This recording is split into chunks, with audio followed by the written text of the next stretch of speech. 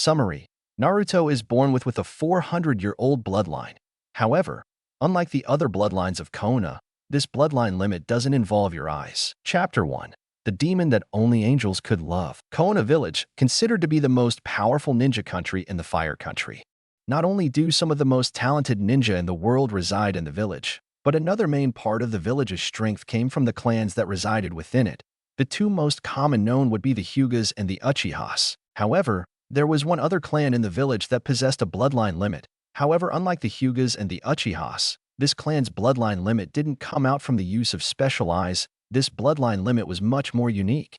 However, the clan's existence came about long before Konoha was ever created. In fact, the clan itself came into existence 400 years before the founding of the village hidden in the leaves. On the day that the Kyubi attacked, there were only 4 members of the family left, 3 men and 1 woman. The rest of the family had been killed in a mysterious fire that took them while they slept. These 4 had not been with the family at the manor at the time. They had all been out on missions for the village when the disaster occurred. And so, on that fateful day for Konoha, the 3 men of the clan left the woman who was on the verge of giving her child birth and went out to try and buy some time for the 4th Hokage to make it to the front lines. The 3 men who had gone into battle died, heroically buying as much time as they could before the other ninja of the village arrived. And as for the woman, well, the woman died, giving birth to the one that would become the sole survivor of her clan. And so, she grasped the hand of the man she loved and begged him to give him a name worthy of her clan, whose bloodline limit was a mystery even to the leaders of the village present and past. And so, the 4th Hokage of Konoha let his tears fall as his wife left the world. He looked to the crying child and said, "Uzumaki Naruto, my sons, make your clan proud." And so, as history goes, the 4th sealed the Kyubi into his son, the sole survivor of a clan whose power was a mystery that would not be known until 6 years later. 6 years later, Uzumaki Naruto was hated. He was hated, and he didn't know why. At the tender age of 6 years old, he was given cold glares and was cursed by everyone who laid eyes upon him. Only 6 years old, and already Uzumaki Naruto had been beaten nearly to death 4 times. However, on this fateful day, Uzumaki Naruto was about to experience something that would forever change his life. It started out normally. Naruto took a shower and put on his underwear and pants when suddenly a horrible pain shot through his back. Naruto let out a surprised cry and fell to his knees as the pain began to grow stronger and stronger. Naruto arched his back and let out another cry as unknown to him, a tattoo of a sword with angel wings sticking out of it. Naruto fell onto the ground and began to whimper and scream as the painful sensation went from his back to just below his shoulder blades. Naruto curled up into a ball and then let out a blood-curdling scream as 2 giant white wings exploded from his back, sending pure white feathers flying everywhere. Naruto then collapsed onto his stomach and looked up slightly only to see what appeared to be a person clothed in white robes and skin that shined as bright as the sun appear before him. The figure kneeled beside Naruto and said, "You have no reason to fear, Lord Naruto, and the pain you are feeling will soon pass. My name is Gabriel, the Archangel of the Heavens. You will soon fall into slumber, but when you awaken I will come to you and explain what is going on. Don't lose hope, Naruto. You must survive, for the sake of everyone you will come to love."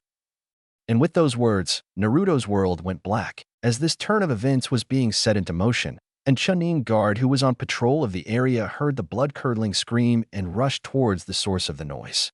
When the Chunin guard peeked through the window, her eyes went wide at the sight she saw, for he saw the Kyubi container lying on the ground, with large white wings sticking out of his back and pure white feathers were flying everywhere. She watched in a mixture of wonder and confusion as the boy seemed to look up at something before passing out. The Chunin guard watched as the boy's wings disappeared, and she quietly entered the house. She cautiously crept up to the boy and saw that he truly was asleep.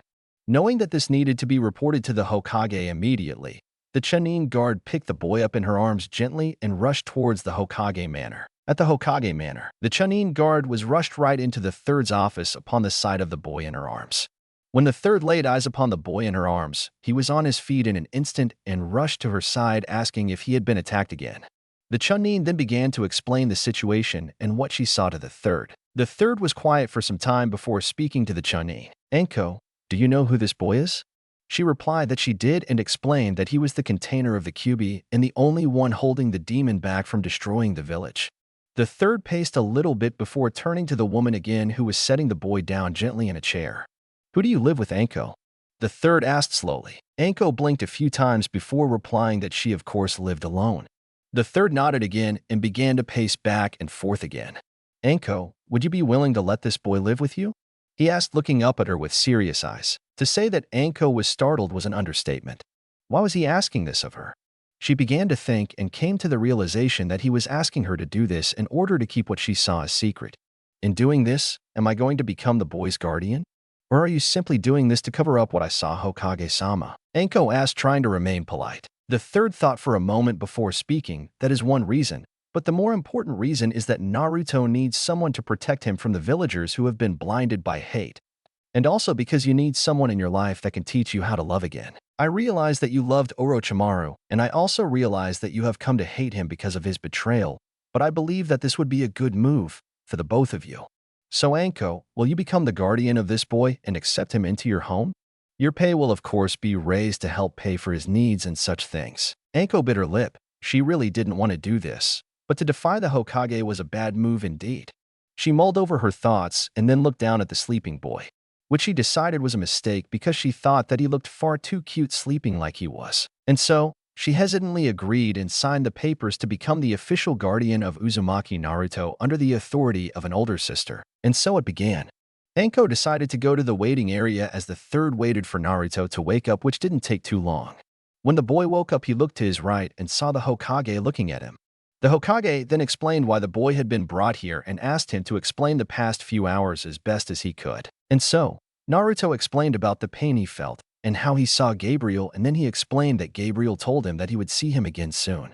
The third was nervous that this was a trick and also side effects of the demon and asked Naruto to take off his torn and bloody shirt. Naruto turned his back and lifted up the shirt, which immediately caught the attention of the Hokage. The Hokage grabbed the boy by the shoulders gently and asked the boy not to move. He then began to examine the tattoo of the sword with angel's wings. He then noticed that cuts from where the wings had supposedly come out were being healed by the Kyubi. The third then quietly asked Naruto to put his shirt back on and then turn around and face him. Naruto complied and looked up into the third's eyes. The third coughed gently before speaking. Naruto, how would you feel about being taken in by someone who can protect you and keep you safe, and maybe even more importantly, show you what the love of family is?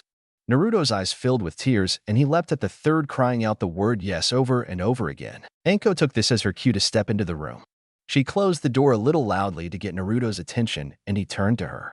As soon as he set eyes upon her, his eyes went as wide as dinner plates, and he asked her if she was going to be his big sister. She could feel a tugging in her heart, and she gave a small smile, telling him yes. He left the arms of the Hokage and leapt into Anko, hugging her deeply and crying into her vest. The third smiled softly as he watched Anko's eyes soften, and she wrapped her arms around him, gently whispering comforting things in his ears. The third knew it was going to be interesting, but he knew in the end that this would be the best for both of them. He then instructed them to go gather all of Naruto's things and to get moved into her home. They nodded and left. The third waited until they were gone before thinking about the tattoo on the boy's back. Indeed, he had a lot of research to do, because for some reason, it all seemed far too familiar. And then there was that name, Gabriel. Why did that seem so familiar to him? He knew it that today was going to be a long day indeed. Chapter 2. A house becomes a home. This is your home? Anko asked in a disgusted voice, looking at the trash that was everywhere. Naruto looked down at the ground ashamed and said, yes, big sister. I used to clean it up, but the villages would just trash it again, so I stopped trying. Naruto looked up to see Anko shaking with rage. Thinking that Anko was angry at him, Naruto backed away, and when Anko looked at him, he raised his hands in a pathetic attempt at defense, waiting to get it. Anko blinked before realization hit her, and she knew that the boy thought she was angry at him, and not the villagers. She stepped up to him and got on one knee, her heart tugging again when she saw him shaking and heard him whimpering in fear. She pulled him into a hug and whispered, I'm never going to hurt you, and I'm never going to let them hurt you ever again. Anko blinked away her tears, knowing she had to be strong, and she also resolved to never shed tears again after Orochimaru's betrayal. So she just silently rubbed the boy's back as he shed more tears into her vest. Eventually, she stopped and decided that Naruto shouldn't live with what he had, so she declared that they were going to the marketplace to buy him new things. Anko told him to grab only the things he absolutely needed that they couldn't buy, and to meet her outside. Naruto rubbed his eyes and nodded as he walked into his room. He picked up an old bag and began to put some things the Hokage gave him when he heard a voice that made him jump. Naruto, Do you remember who I am? Naruto spun on his heel and once again saw the glowing person known as Gabriel. You're Gabriel? Naruto asked in a timid voice. The glowing person smiled and said, "That's right, Naruto. Very good. Now listen to me. The reason that you can see me is because it's part of something you have that is very special, and that is called a bloodline limit. I will explain it more to you later, but for now all you need to know is that if you wish to become a strong ninja, look to that woman who is taking care of you. She will lead you on the path to good strength. Now get moving. She'll get impatient. I'll talk with you later tonight, Naruto." And with that being said, Gabriel disappeared, leaving a very small Naruto slightly confused. He then remembered his task and stuffed a few things into his bag before rushing out to Anko, who gave him a smile and put her hand on his back, leading him towards the marketplace. After about 2 hours of shopping and 6 bags full of things later, Anko and Naruto stopped at the Ichiraka ramen stand for some lunch. They sat down and a girl just a little bit older than Naruto came up and asked for their orders. At first, Anko thought she was seeing things, but then she noticed that the girl kept looking at Naruto and blushing. The first thing that popped into Anko's mind was that just like her, this girl liked her guys young. After they had finished eating, Anko nudged Naruto in the side with her elbow and told Naruto to introduce himself to her. Naruto didn't understand why, but he decided that he needed to respect his new sister, so he waved at the girl to get her attention. "Do you need something else?" The girl asked sweetly, and Naruto just shook his head before sticking out his hand and saying, "My name's Naruto. What's yours?" The girl blushed slightly before saying, "My name's I am Naruto-kun." Naruto blushed at the addition to his name, and then told her he would see her around before running to catch up with a smiling Anko. And so with bags in hand, they walked back to Anko's house. When they arrived, Naruto was surprised to see that the house was 2 stories high. He looked up at Anko and said, "Your house is really big, sis." Anko smiled sadly at the boy and told him that another person used to live in this house, but that he became a bad person and left the village. To her surprise, the boy hugged her and told him that she was sorry that her friend left. And once again, Anko felt her eyes filling up with tears at the kindness of the boy clinging to her leg. It disgusted her that the villagers didn't get to know him better, but she decided that she was going to change all of that. They entered the home, and Anko showed him to a room that would become his. She then put the bags down on his bed and showed him around her house. When they arrived in the dojo that was in the back, Naruto looked at Anko with fierce determination in his eyes that almost startled the woman. "What's wrong, Naruto-kun?" she asked, and Naruto simply replied that he wanted her to train him to become a strong ninja. She smirked, feeling her fiery spirit rising up, and told him to go put his stuff away, and then she would show him some basic things. His eyes lighted up, and he then bowed to her before running towards his new room. Anko chuckled to herself, thinking about how much that boy reminded her of herself when she was his age. About 10 minuets later, Naruto came down in some of his new clothes, which included a new pair of sandals, a pair of baggy black shorts, and a fishnet undershirt. Anko grinned because she forgot to explain that the fishnet shirts were undershirts, but she decided that she could explain it to him later. For now, the clothes he was wearing would be perfect for their training. Anko ordered Naruto to sit down, and she began to circle him, and she said, "Pay attention, Naruto-kun. What I am about to tell you is the basics for all ninja training. The first thing you need to understand is chakra. It is the physical and spiritual energy that you will use for jutsus and the such. However, everyone only has a certain amount of chakra, and if you run out, you die. Do you understand so far?"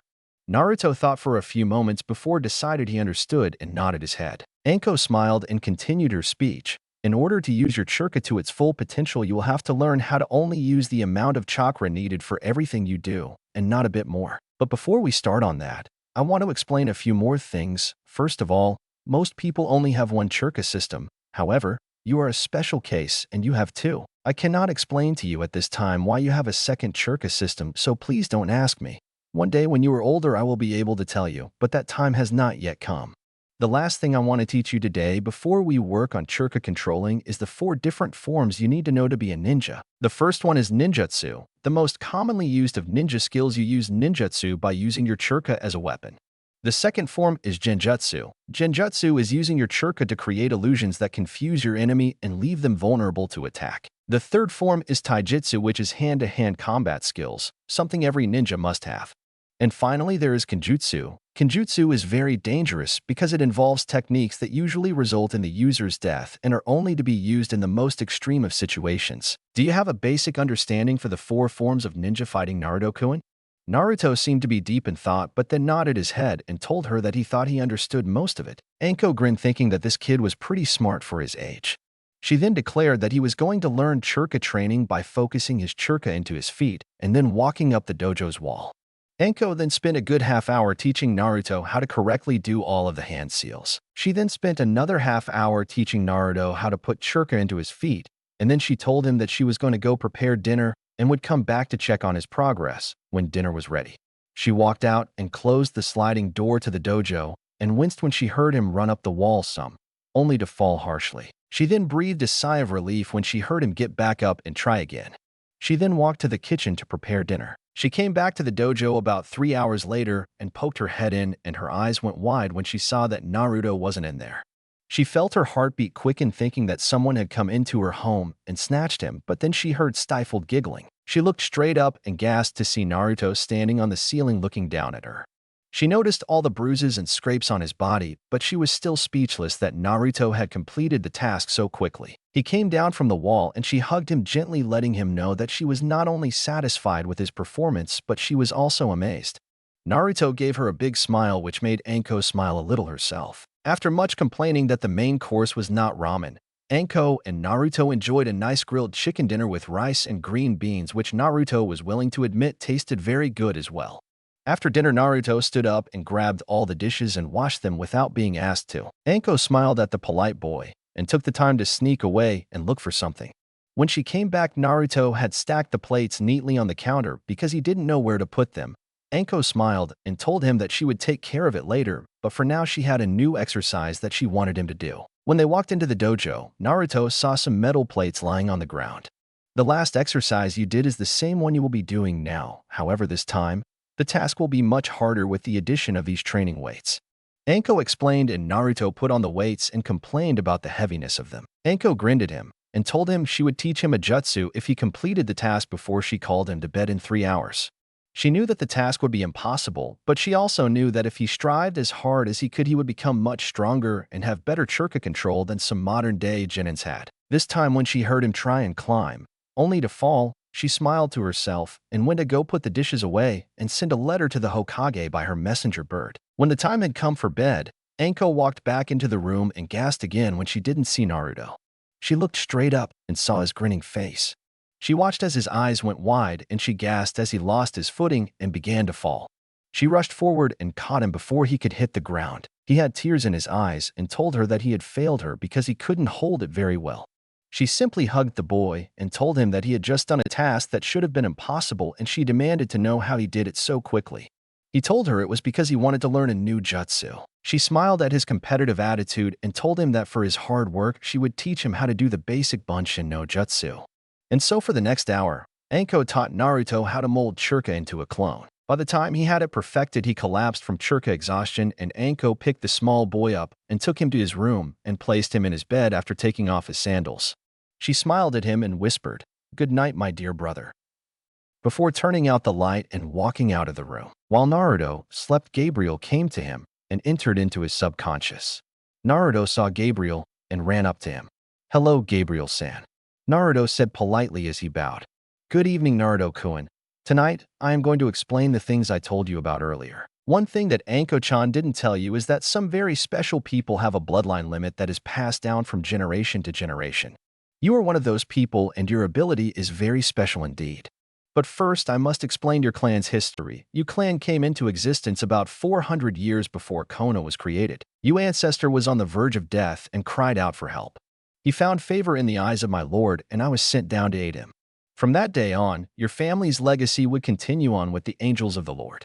However, about 6 years ago, your family was tricked and were killed in their sleep by a horrible man. Only about 4 members of your family survived, including your mother. You other 3 family members were killed during the attack of the Kyubi, and your mother died in giving birth to you." Gabriel paused, letting the information sink in before continuing. "And now on to what exactly your bloodline limit is. For one, if you focus your chakra into your back, you can summon and retract a pair of large white wings that you can use to fly. And finally, the most important part of your bloodline limit. If you are ever in desperate trouble, anywhere from 1 to 5 angels will come down from the heavens and temporarily merge with your body. This will increase your strength by considerable amounts. However, You will not be able to summon us. We will only be able to come to you in your greatest times of need. However, if you ever need to talk to us, all you have to do is pray to summon us. Now, as to how we are summoned. As you grow in strength, intelligence, and strength of spirit, you will get more and more tattoos that will appear on your back. When you are in trouble, we will come down and merge with your body via the tattoos, and we will exit the same way. These tattoos are a gateway for us to come and go as we see fit. Do you understand all I have taught you, Naruto-kun? Naruto nodded his head as he continued to digest the information. Tomorrow, when you have some free time, I will come back and see how your training with Anko-chan is going. And just to let you know, you are going to receive your second tattoo tonight while you sleep, but don't expect it to be easy to get every tattoo. The more you get, the harder they become to obtain. Have a good night, Naruto-kun. See you tomorrow. And when it was all said and done, Naruto had a spiral tattoo on his back. When Naruto woke up, Anko had a breakfast of eggs and toast with some bacon on the table. After they had finished eating, Anko told Naruto that she had to go do some patrol work and that she would be back. In the meantime, she told Naruto to perfect his weight exercise and to continue to wear the weights while he did 10 push-ups and 10 sit-ups and then ran around the dojo 10 times. She also told him that every time the exercise became too easy that he needed to 10 more of each exercise, along with anything else that she gave him to do. And so, this kind of training went on for 5 years. Along with the training physically, Anko would send Naruto to the library on treasure hunts to find information to study, which would always eventually lead him to a jutsu scroll. And so when it was all said and done, Anko realized that there was something that Naruto desperately needed to work on, and that was people skills. And so, with the permission of the Hokage, Naruto was enrolled into the Ninja Academy. Anko told Naruto to behave himself and make lots of friends. She then gave him a kiss on the forehead and watched him run into the academy. She turned and saw the mothers of the students glaring at her. She smirked and returned a glare back, fueling it with killer intent that told them not to mess with her brother. And so she went to the Hokage's office, for she had been summoned for an important meeting. When Naruto walked into the classroom, everyone stopped talking and started making him quite nervous. Iruka cleared his throat and told the class that this was their new student. He then nodded to Naruto, telling him to introduce himself. He took a step forward and said, "My full name is Uzumaki Mitarashi Naruto. Mitarashi adopted me and is my adoptive sister. I am 12 years old and have been going through her training since I was 6 years old. So that is why I am in a graduating class for my first year. I like training and getting stronger, and I also have a special bloodline limit. However, that is information that I don't give to very main people." Naruto looked at Iruka to let him know that he was finished, and Iruka was impressed. "Okay, Naruto, please take the available seat in the top corner by those two. Their names are Shikamaru and Choji." Naruto nodded and walked up the steps and shook both of their hands. He then sat down and smiled. He was beginning to think that he was going to make lots of friends here. Chapter 3. Making Friends and Playing with Fire. Naruto walked along the grounds of the academy, watching everyone as they ate lunch. He soon spotted Shikamaru and Choji sitting at a table with 3 other guys. He walked over and asked if he could sit with them. Shikamaru told him it was okay, and so he sat down. "So, I already know about Shikamaru and Choji, but I was hoping to learn a little bit more about my classmates," Naruto said, watching the other boys curiously. "Well, I'll start since no one else seems eager. My name is Inuzuka Kiba, and my best friend is my dog Akamaru. My clan specializes in using dogs with their ninjutsu," Kiba said as the next boy went straight into his short speech. "My name is Aburame Shino. My clan specializes in using bugs with their ninjutsu, and it's nice to meet you." When Shino was done, the third boy spoke up. "My name is Uchiha Sasuke. I am the sole survivor of my clan, and as you hold the power of a bloodline limit, which I hope to have activated soon, my goal is to become powerful enough to kill a certain man." Naruto scowled at the boy's attitude, seeing as how he was in the same boat but wasn't power hungry to kill the man. Naruto then stated that it was nice to meet them all and that he looked forward to being their friends, but he wanted to go and meet the girls. The guys all groaned but decided that Naruto needed to learn from himself what the girls were like. Naruto noticed a table where 3 girls were sitting and talking to each other, and so he walked over. 2 of the girls, a pink-haired one and a blonde-haired one, looked up at him and asked him what he wanted. The other girl, who had blue hair and white eyes, just looked at the ground and didn't speak. Naruto gave a soft smile and said that he just wanted to get to know the people in the academy and make some friends. The girls eyed each other before inviting him to sit. Naruto waited for them to tell him about themselves. He watched as the blonde decided to start. "My name is Yamanaka Ino. I like Sasuke-kun, and I love to work with my parents at their flower shop." After the blonde was finished, the pink-haired girl spoke up and said, "My name is Haruno Sakura. I also like Sasuke-kun and am Ino's friend and rival in every way. Naruto then looked to the blue-haired girl and waited for her to speak. My name is Hyuga. Hi. Hinata, my family has a bloodline limit, like you, yours. Naruto then smiled and shook their hands and told them that it was nice to meet them and that he looked forward to being their friends as well. The girls watched him walk away and decided that he was a very nice person and that they would look forward to being his friend as well. Before Naruto could go and meet more people, the bell rang, and it was time to head back to class. Naruto finished the sandwich Anko had made him and walked back into the building. When they all sat down, Arika announced that today was a sparring day and that the fighting would begin once they all got to the training grounds. So one by one, everyone stepped outside and the first match was called for. Uchiha Sasuke versus Izumaki Mitarashi Naruto. Silently, both kids walked out to the ring and got into their fighting stances. Naruto nodded to Sasuke and said, "Don't hold back, because I'm not going to, and I hope that there will be no hard feelings amongst us no matter who wins." To which Sasuke smirked and agreed, feeling fully confident that Naruto wouldn't be able to touch him. As Arika waved his hand and yelled out to begin, Naruto lowered both his hands and let them dangle by his sides. Sasuke growled and rushed forward and reached out to punch the boy. When Sasuke's fist connected with Naruto, something strange happened. Sasuke let out a surprised cry of pain as a cut appeared on his left arm. Sasuke tried and tried again to hit the boy, but it only resulted in more cuts. Sasuke finally jumped back, panting and cursing under his breath, unable to discover what was going on. The rest of the crowd just stood there in awe. The whole time Naruto had moved to a far corner of the ring, but Sasuke just proceeded to punch and kick at nothing but air. Naruto simply walked up to the boy and began to give small cuts all over Sasuke's body every time he hit the air. Arika, on the other hand, was standing there with his jaw hanging out. Naruto was performing what looked to be a Chunin-level genjutsu, and he wasn't even going to break a sweat, defeating who was looking like he would become the Rookie of the Year. Arika realized this wouldn't have worked long on most ninjas, but he also realized that he had not yet done a lesson on genjutsu, so Sasuke didn't know what was going on. Sasuke finally had enough and preformed Gakkaku no Jutsu, which had enough power to defuse the genjutsu, but it also left Sasuke very drained of chakra and thus very tired. Naruto slid behind Sasuke and held a kunai to his throat, demanding him to surrender. Sasuke whispered out his surrender, and Naruto drew back the kunai and walked back to the class as if nothing had happened. Sasuke growled at the fact that he had been humiliated, and everyone else just gaped at the level of skill Naruto already had. The rest of the battles ended with Ino defeating Hinata, Shino defeating Choji, Shikamaru defeating Sakura, and Kiba defeating some no-name with no skill. At the end of the day, Anko was waiting for Naruto to come out of the academy, and she watched, one by one, as the students walked out and left until no one came out. Anko got nervous and walked into the academy and walked towards Naruto's classroom to find out where he was and if he was okay. When she stopped at the door, she saw Arika talking with Naruto and thought he had gotten into trouble.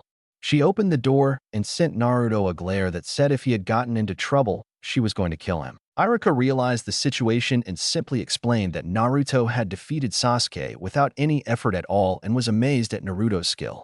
Anko stuck out her tongue a little bit and said that she had worked Naruto very hard to get where he was at today. The conversation ended with Arika telling Anko that she should be proud of Naruto and Anko walking out to head towards home. "How was your meeting with the Hokage and your day-to-day, sis?"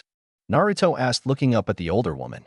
She smiled at him and told him that she was going to be receiving training from a very special man for the next week or so to prepare her to take the exam to become a jounin. Naruto hugged his sis and exclaimed that she was the coolest and that she could do it no sweat. Anko laughed a carefree laugh she could only let out when around Naruto. She rubbed his head and she declared that the special person was going to be joining them for dinner tonight. Naruto smiled at Anko, and when they arrived at the house, he went to the dojo to do his training. Anko smiled at him and went off to the kitchen to prepare a nice dinner. When Naruto opened up the dojo door, he jumped at the sight of Gabriel leaning against the wall. "Hello, Naruto-kun. Please close the door behind you." Naruto complied and then walked up to Gabriel, looking at him with curious eyes because he hadn't known that Gabriel was going to show up today. "Tell me, Naruto-kun, how many tattoos do you have?" Gabriel asked, smiling at the boy. Naruto thought for a moment before answering. 9 tattoos, Gabriel-sensei." Gabriel stopped leaning against the wall and looked straight into Naruto's eyes. "I have brought 2 things for you today, Naruto-kun, and you must take care of these things. for they have been in your family for many years and were always worn by the leader of the clan." Gabriel snapped his fingers and a large golden box appeared at their feet. Gabriel opened up the box and commanded Naruto to turn around. Naruto complied and waited patiently as he heard Gabriel pull something out of the box. Naruto's muscles tensed as he felt Gabriel come up behind him. Gabriel instructed Naruto to take off the weights he was wearing. Naruto did so quietly and almost jumped when Gabriel took his arm and slid it through cloth. Gabriel did the same to his other arm and draped the mysterious cloth over Naruto's shoulders. Naruto could tell that it was a kimono by the length that hit his ankles, but he dared not look until Gabriel told him it was okay. Gabriel then stepped around to face Naruto and silently tied the kimono across Naruto's waist. He then stepped back behind Naruto and picked up the last object and told Naruto to turn and to go down on one knee. Naruto did as he was told and looked up to see Gabriel holding what appeared to be a golden handle to a sword with no blade. Uzumaki Naruto, the kimono you are now wearing was made by the angels in heaven for your clan. It never gets dirty. It cannot be destroyed. It is made out of a material softer than any on this planet, and that it had the unique ability to become any weight the user wished it to become just by thinking about it. This sword I gave to the first leader of your clan and proceeded to hand it down to every leader since. And today, I hand it to you. Uzumaki Naruto, you are the last of your kind. I pray that you use this weapon to protect those you love, and that one day I would have the honor to pass down this kimono and sword down to your children when you leave this world. Gabriel then proceeded to offer Naruto the sword with no blade. Naruto gently reached out and grasped the handle of the sword and found it to be surprisingly light. Gabriel-sensei, forgive me for asking, but what use is a sword with no blade? Naruto asked, looking confusedly into Gabriel's eyes. Gabriel told him to rise to his feet and Naruto did so. Naruto-kun, I want you to think about fire. I want you to think as hard as you can about fire. Imagine fire burning deep inside of you. Naruto scowled, but did as he was told and almost dropped the handle as a blade of fire erupted from it. Naruto lifted the sword up in awe and watched the fire burn. This is my blade of fire, Naruto. Use it to protect those you love. Your kimono is pure white with golden feathers on it. There is only one more step for you, Naruto-kun. When you receive your 10th and final tattoo, your wings will turn gold and will be stronger than steel. Now go, Naruto, and remember I along with all my friends are only a prayer away. And also, to deactivate the fire, just think about extinguishing it in your mind. With that, Naruto practiced activating and deactivating his sword before running out to show Anko. When he got into the kitchen, Anko turned and looked at him with wide eyes. Naruto explained all that had happened between himself and Gabriel today. He had told her about Gabriel a long time ago, and that he was now officially a warrior ninja for his clan. Anko hugged Naruto and saw the sword in his hands and blinked. Naruto looked down at the sword and grinned at Anko before saying, "Watch this, sis." Naruto thought about fire and heard Anko let out a small gasp as the blade of fire burst into life. As Anko finished preparing dinner, Naruto explained all the things that made the kimono special. Anko listened happily as her little brother explained all about it and was slightly startled when she heard a knock at the door. She looked up at the clock and her eyes widened when she though, "Oh my god, he's early." I/in. Guess who? He. Anko asked Naruto to answer the door for her and told him that it was their guest and to be respectful. Naruto opened up the door and saw a man with silver hair, an A&B mask covering his mouth and nose, and saw that his headband covered one eye. The man looked down at Naruto and said, I'm looking for Mitarashi Anko's home. Do I have the wrong address?" Naruto smiled at the man and said, "Nope, I'm Uzumaki Mitarashi Naruto. Anko is my big sister." The man looked at the boy and though, the Kyubi container. Interesting. And what's with the kimono and the bladeless sword? Naruto smiled at the man and showed him into the living room where he told the man to sit. "So what's your name?" Naruto asked, wanting to know more about the man that was going to be teaching his sister. "My name is Hitaki Kakashi, and I'm going to be the one training your sister to become a strong jounin." Naruto eyed the man wearily before smiling again, deciding that he liked the man in front of him. Anko then stepped into the room and bowed to Kakashi slightly and blushed a bit as she told them that dinner was ready. Kakashi thought that Anko wasn't going to be blushing at him after he was done training her, and so, all three of them walked to the dinner table. When they all sat down, Naruto asked if he could pray. Hitaki looked slightly surprised that a ninja trainee would believe in God, and Anko smiled and told him that it was fine. Naruto said his prayer, and then Anko and Kakashi said, "Amen," to be respectful. Kakashi quietly removed his mask and noticed that Naruto and Anko were staring at him. Is something on my face? Kakashi asked while watching the two curiously. Naruto was thinking that Kakashi was a good-looking guy and didn't understand why he covered his face with a mask. Anko was thinking more along the lines of how gorgeous the man in front of her was. The two quickly shook their heads and proceeded to go about eating the nice dinner of fish, rice, and corn. After dinner, Anko told Naruto that he was free to go do whatever he wanted so that she could talk to Kakashi about their training. Naruto declared that he was going out to the library and Anko called out for him to be home by 9 p.m. Naruto walked out of the house and found a place on the kimono where his sword was meant to be placed. He clasped the handle into the clip on the side of the kimono's belt on his left side, and he walked down the street towards the library. He noticed the cold glares that villagers were giving him, but he just shrugged it off and continued along the path towards the library. When he passed by the bar, he heard a slurred voice command for him to stop. He just kept walking, but was stopped when the source of the voice appeared in front of him. "Hey, you little demon, I was talking to you. You should show respect to your elders." Naruto held down a growl and told that man that he was drunk and that he should go sleep it off so that he would feel better. Naruto meant no ill feeling towards the man from the comment, but the drunken man took it as an insult and drove his fist forward to punch the boy. Naruto caught the man's fist in his hand and held it tightly. The man continued to struggle and brought his other hand into a fist and tried to punch Naruto in the kidney. Naruto reached out with his other hand and caught the punch, grasping the man's other fist as well. "Please, sir, I don't want to fight you. I'm just trying to go to the library." Naruto cried out in despair, hoping that someone would come and take the man away, but he just saw that the villagers were just going to stand there and watch him. Naruto knew that he could hurt the man because it would be wrong. Naruto let the man's hands go and let the man beat him up. By the time it was over, Naruto got to his feet a bloody mess and watched the man walk away satisfied. The others murmured how the demon didn't even try to fight back and began to wonder if this boy was even a demon at all. Naruto decided that he couldn't go to the library looking like this, so he limped back to his home. When he stepped into the house, Anko gasped and ran to him, and Kakashi just looked at the boy wondering what happened. He stood to his feet and walked up to them. "It's okay, sis. The man was drunk and it wouldn't have been right to hurt him in his state, and no one else wanted to stop him, so I let him hit me until he was satisfied." Anko grasped the boy and hugged him tightly, telling him he was stupid for showing such compassion to such close-minded people. "Does this happen often?" Kakashi asked, and Anko replied that it happened every once in a while, but not often. Kakashi's only visible eye showed deep sadness at the thought of this young man being beaten this bad at an earlier age.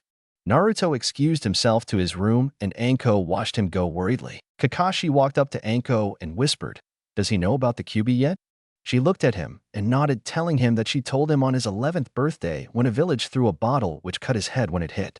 Naruto asked why the wound healed so quickly, and I decided that it was time he knew. Kakashi asked how he reacted, and Anko explained that he cried for a while, but realized that he held the burden in order to protect the village, and he did so with honor. Kakashi then told Anko to go and check on him, and that training would begin tomorrow at 7 o'clock sharp, and that she shouldn't be late. Kakashi then excused himself, and Anko locked the door behind him before heading to Naruto's room. When she opened the door, she gasped as she watched golden feathers floating everywhere in the room. She looked to Naruto and saw that his wings had turned to shining gold instead of being white. She looked at his back and saw a 10th tattoo on his back, and she knew that the process was complete. She walked through the feathers to Naruto and hugged him gently. Naruto hugged her back and told her that his compassion for that man activated the last tattoo. She nodded quietly, and they just sat there hugging each other until they both fell asleep. Anko woke up and looked at the clock, seeing that it was 6:30 a.m. She kissed Naruto's forehead before placing him gently in his bed and setting his alarm for 8 a.m. so he could get up like he normally did. She then went to her room to take a quick shower and got dressed. She left the home and arrived at the training site with 2 minutes to spare. Needless to say, she ended up waiting for 2 hours before he finally arrived. About 4 months later, Anko had been promoted by unanimous decision to become a Jounin of the Leaf. On this very day, Anko was to begin her duties as a Jounin, and Naruto was going to take the Genin test. Anko walked Naruto to school and gave him a kiss on his forehead before wishing him luck and disappearing in a whirlwind of leaves. Naruto entered the classroom full of confidence and sat down with his friends. One by one, the students were called into the back room, and one by one they left. Finally, at the end of the list, Naruto was called in. He smiled at Iruka before bowing. Irika nodded his head and told Naruto that his task was to create 3 shadow clones. Naruto preformed the technique and was given his headband. He tied it to his forehead and stepped back out into the main classroom. All of his friends except for Sasuke and Shino cheered for Naruto when he emerged as the last student to become a ninja of the leaf. The students were then told that there was a tie amongst who would become Rookie of the Year. Naruto waved his hand and simply stated that it was nothing more than a title and that he didn't want it. Sasuke grunted in agreement, and the spot was given to Shino, who didn't care one way or another. The teams were then announced, and Naruto was placed with Kiba, who was a mid-range student, and Hinata, who had the lowest range in the class. They were placed in a room and waited for their teacher. Naruto looked at the clock and noticed that an hour had already passed. Naruto bit his lip as he began to suspect that he knew who his teacher was. Kiba looked over at Naruto and asked if Naruto knew something. Naruto simply said, "He'll be here in 3, 2, 1. And with that, none other than Kakashi stepped into the room. He simply said to meet him on the roof and disappeared in a puff of smoke. Naruto and Kiba grumbled about their tardy sensei, and Hinata simply giggled, having long since lost her shyness around the boys. And so, they all picked themselves up and made their way to the roof. When they got to the top, they saw Kakashi waiting for them, and they all sat down quietly and waited for him to speak. "Well, let's get to know each other, shall we? Tell us your name, your likes, dislikes, dreams, and such. I'll go first. My name is Hatake Kakashi. My dreams are none of your concern, and I like a lot of things. There isn't much that I don't like." The 3 new Genin looked at each other and thought. He said a lot, but all we learned about him was his name.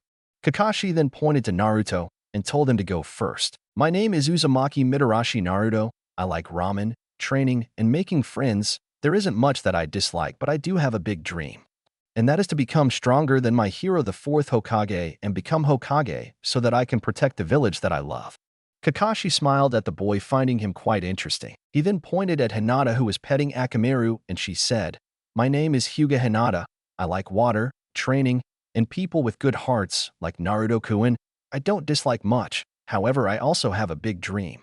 And that is to make my father proud and become a strong person so that I can become the leader of the Hyuga clan." Kakashi smiled again and knew that being around a friend like Naruto had really rubbed off on her. He then pointed to the other boy and he spoke. "My name is Inazuka Kiba. I like my friends and my companions.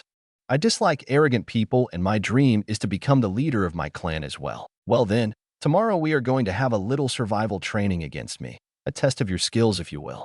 We will meet tomorrow at the bridge. Apparently everyone in Kona knows about the bridge, at 7 a.m. And by the way, don't eat or you will throw up. And finally, this test has a 66% rate of failure, so you had better be at your best tomorrow."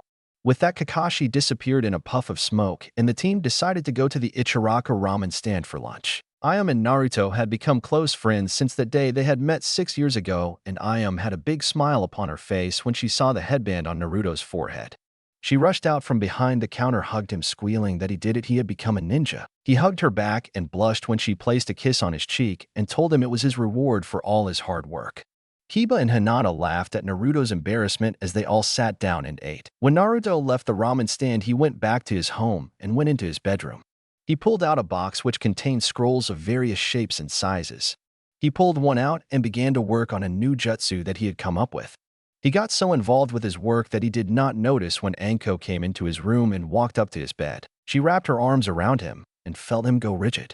She smirked and said, "How did you become a genin when you don't even realize when someone has come into your room?" Her smirk dropped into a smile when she felt Naruto tap his pencil on her side right where her kidney was. "That's my brother." She smiled as she pulled him into a bigger hug out of congratulations. Naruto smiled at Anko and decided that life truly was good. Little did he know what was in store for him tomorrow. Chapter 4. The Ultimate Lesson. Naruto woke up bright and early and hopped into the shower. He chose to take a cold shower to wake himself up, and when he was done he used a small fire jutsu to dry himself off without the use of a towel.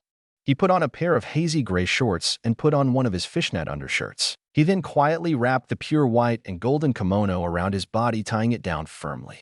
He picked up his headband and looked at it before getting an idea. He closed his eyes and called out to Gabriel. He felt a presence fill the room, but when he opened his eyes he saw an angel that looked nothing like Gabriel. "Who are you?" Naruto asked in a confused voice as the angel bowed to him. "My name is Tobias. I am second in command to Gabriel and I'm your guardian angel. All that simply means is that in your times of great need, I will be the first to aid you, for it is my job to constantly watch you. Naruto gave a respect bow to the angel and asked him a simple question. Do you think that I could get some of the material that made my kimono to create my headband with? The angel named Tobias smiled before reaching into his kimono's pocket and pulling out a medium-sized piece of the cloth, handing it to him. Naruto just stood there, mouth open, amazed that Tobias just happened to have the right piece of cloth on him at the time. It was no problem at all, Naruto-sama. I am here to help you, and as such I know you're everyone in need. Now I will take my leave, Naruto-sama, but don't ever lose heart. I'm always watching out for you. And with that, the angel disappeared. Naruto grinned, deciding that he liked his guardian angel, although he felt uncomfortable with the title Naruto-sama, but he would deal with that later. For now, he attached the metal plate with Kahona's symbol on it to the white cloth and placed it around his forehead. He then ran to the kitchen and had some cereal when his eyes came upon a note on the table. He picked it up and saw that it said, "Dearest Naruto, if you pass Kakashi-sensei's test, then I'll teach you something very special tonight. Your big sister, Anko." Naruto smiled big and then put the cereal and milk away before grabbing his kunai pouch and strapping it to his belt on the right side and his sword in the left clip, walking out the door and making sure to lock it up. As he walked down the street, he decided to add 15 pounds to his kimono, putting it at the weight of 115 pounds, which was already much more than he weighed. He wanted to groan as he had to force his feet into steps to keep them from dragging. He hated the weight, but he knew that it was making him stronger and faster. And so he arrived at the bridge a half hour early, only to find Kiba and Hinata already there, and it appeared that they were far too close for normal contact. Naruto immediately hid his chakra presence and dove into the bushes to watch them. He saw Kiba whisper something to Hinata which made her blush, and then he gently took her chin in his hand and kissed her. It took Hinata a moment, but she slowly closed her eyes and began to kiss back. Naruto turned away, knowing that they deserved their private time, and so he sat there and pulled the scroll he had been working on out of his pocket along with his pencil and began to work some more. Naruto looked soon, decided that he had waited long enough, and so he crawled out of the bushes and brushed himself up before walking up on the bridge.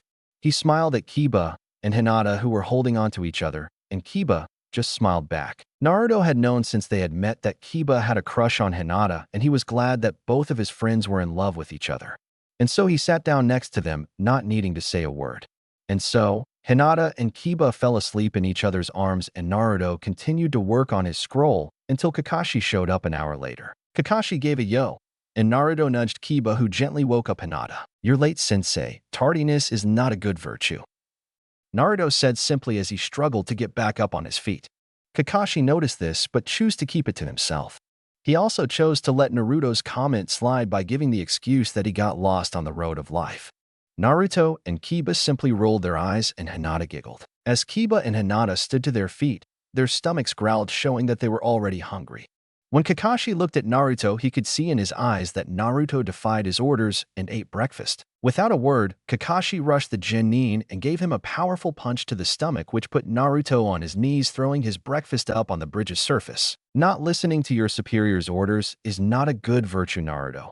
You must learn respect for me if we are to work on the same team, and that means following my orders even if you don't understand them," Kakashi said, simply waiting for the blonde to get back onto his feet, which he did shakily. "Now then, with that aside, today's mission is quite a simple one. All three of you have until noon to each land one solid hit on me, and blocked hits don't count. It has to be full contact, and I would suggest that you aim to kill if you even want to come close. It is now 9 a.m. You have 3 hours to each land a hit on me. If you do not manage to land a hit on me, then you will go without lunch, and you will be sent back to the academy in disgrace. Ready? 3, 2, 1. Begin." Kakashi shouted out, and all three genin leapt away to find a good hiding spot. Kakashi scanned the area with his eyes and discovered to his satisfaction that all three genin were very well hidden. Now it was only a matter of one of them gaining the courage to attack. Suddenly, Naruto leapt down from a tree and unsheathed his sword. Kakashi's visible eye widened some with amusement as he said in a sing-song voice, "A sword without a blade is almost as useless as your Naruto-kun." Naruto let out a low grumble and let the fire burn inside of him as the sword's blade of fire burst to life. Kakashi's eye now widened in a show of shock when he felt the killer intent radiating from Naruto. "Don't call me useless." Naruto let out in a soft voice as he rushed towards Kakashi, grasping the sword's handle with both hands and swinging it like a heavy blade. Kakashi simply dodged the attacks with the greatest of ease and said, "The fire blade makes no difference, Naruto-kun. It's too heavy, and yet again, the sword continues to prove its uselessness the same as you." Kakashi knew it seemed cruel to say these words to the boy, but he was trying to make the boy angry enough to show him his secret bloodline limit, which he knew nothing about. Naruto let out another angry roar as he sliced at Kakashi's head. Kakashi simply ducked to avoid the hit, but his eyes widened in shock as Naruto turned the blade with one hand and brought it sweeping back, cutting through him completely. Naruto was shocked that he had hit his teacher so easily, but was even more surprised when his sensei disappeared in a puff of smoke. He began to look around frantically in every direction, trying to find his sensei when a thought hit him. Below was the only thing he could get out before a hand burst from the ground and dragged him down to his neck in the soil. "It was a nice trick, Naruto, trying to make the blade seem heavier than it was to catch me off guard, but your sword handling skills are poor and in serious need of work. However, I am impressed that you managed to destroy my clone. However, you had better figure out how to get out of the ground if you want another chance to hit me." With that being said, Kakashi pulled out an orange book and walked away, leaving a muttering Naruto to his own devices. When Hinata was sure that Kakashi was gone, she rushed out to Naruto and offered to help him out of the hole. Naruto accepted and simply stated, "He thinks he's so smart and so good. Little did he know I was weighed down, but next time I will get a good hit on him." With that being said, Naruto picked up his sword and placed it on its clip before looking at a very worried Hinata. "Naruto, I am going to need your help if I'm going to hit him. I have nowhere near your skill, and I can't hit him on my own. Will you help me?" Naruto thought for a moment before saying, "We need to find Kiba. Now, follow me." With that, Naruto entered the bushes with Hinata close on his trail, trying to find their other teammate. Unfortunately for them, Kiba and already rushed out and challenged Kakashi to a great battle. "Ugh, only the weak speak loudly.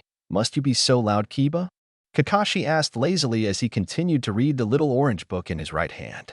Kiba and Akamaru both let out a low growl as they charged at Kakashi.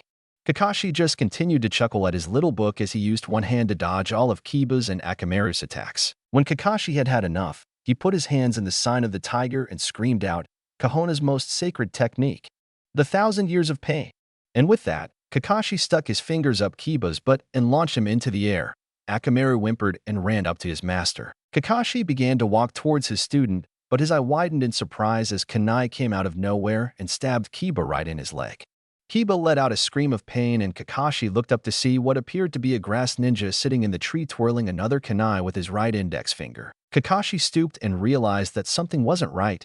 He looked at Kiba and immediately noticed that Akamaru was nowhere to be seen. His eye drooped again as he yelled out, "Release," which dispelled the genjutsu, only to find that Kiba and Akamaru were gone. Kakashi smiled under his mask and thought, "Naruto, what a guy." Kiba was pissed, and he was letting Hinata and Naruto know it. Hinata chose to defuse the situation by giving Kiba a small kiss on the lips, which immediately calmed him down. "All right, listen up. Hinata brought this to my attention. Alone, none of us have the skill to hit him. However, if they all work together, they could get him by surprise." Naruto then brought out a scroll he had copied from the library and showed them how to burrow underground using their churka. He explained that their plan was for the two of them to keep underground and get right below Kakashi. Then Naruto would take off his weights and keep Kakashi busy by surprising him with a speedy attack. The two were to wait for an opening in Kakashi's defenses, which would be seen by Hinata's eyes, and then they would burst from the ground. They would all then use the element of surprise to each land to hit on him at the same time. Kiba and Hinata agreed and began the jutsu, which burrowed them under the ground. Naruto then jumped out from their hiding spot and dispelled the weights on his kimono. "Get ready to lose, Kakashi-sensei." Kakashi was about to respond, but could only widen his eye as Naruto rushed him with a speed that Kakashi was certain that he didn't have before. Naruto began his attack right as Hinata and Kiba got into position. Hinata activated her Byakugan and watched for a lapse in Kakashi's defense. And so as the fight raged on, Kakashi let one hand slide down a little, which left his upper body vulnerable. Hinata yelled out, "Now!" And Kakashi looked at the ground shocked as Hinata and Kiba burst from the ground. Hinata aimed for Kakashi's stomach, Kiba aimed for Kakashi's chest, and Naruto aimed for Kakashi's chin. All three fists connect at once and sent the Jounin flying towards a tree. Kakashi did a flip in the air and pumped churka into his feet, which made him stick to the tree. Kakashi smiled at the three exhausted genin in front of him and said with a happy voice, "You all pass." Not only did you realize that the point of the exercise was teamwork, but you also came up with and executed a surprise attack that even caught me off guard. In celebration, I'm going to take you all to the Ichiraka ramen stand for lunch. But before that, there is something important I have to tell you about being a ninja. Those who abandon their missions are trash, but those who abandon their teammates are lower than trash. I hope that none of you ever forget that lesson.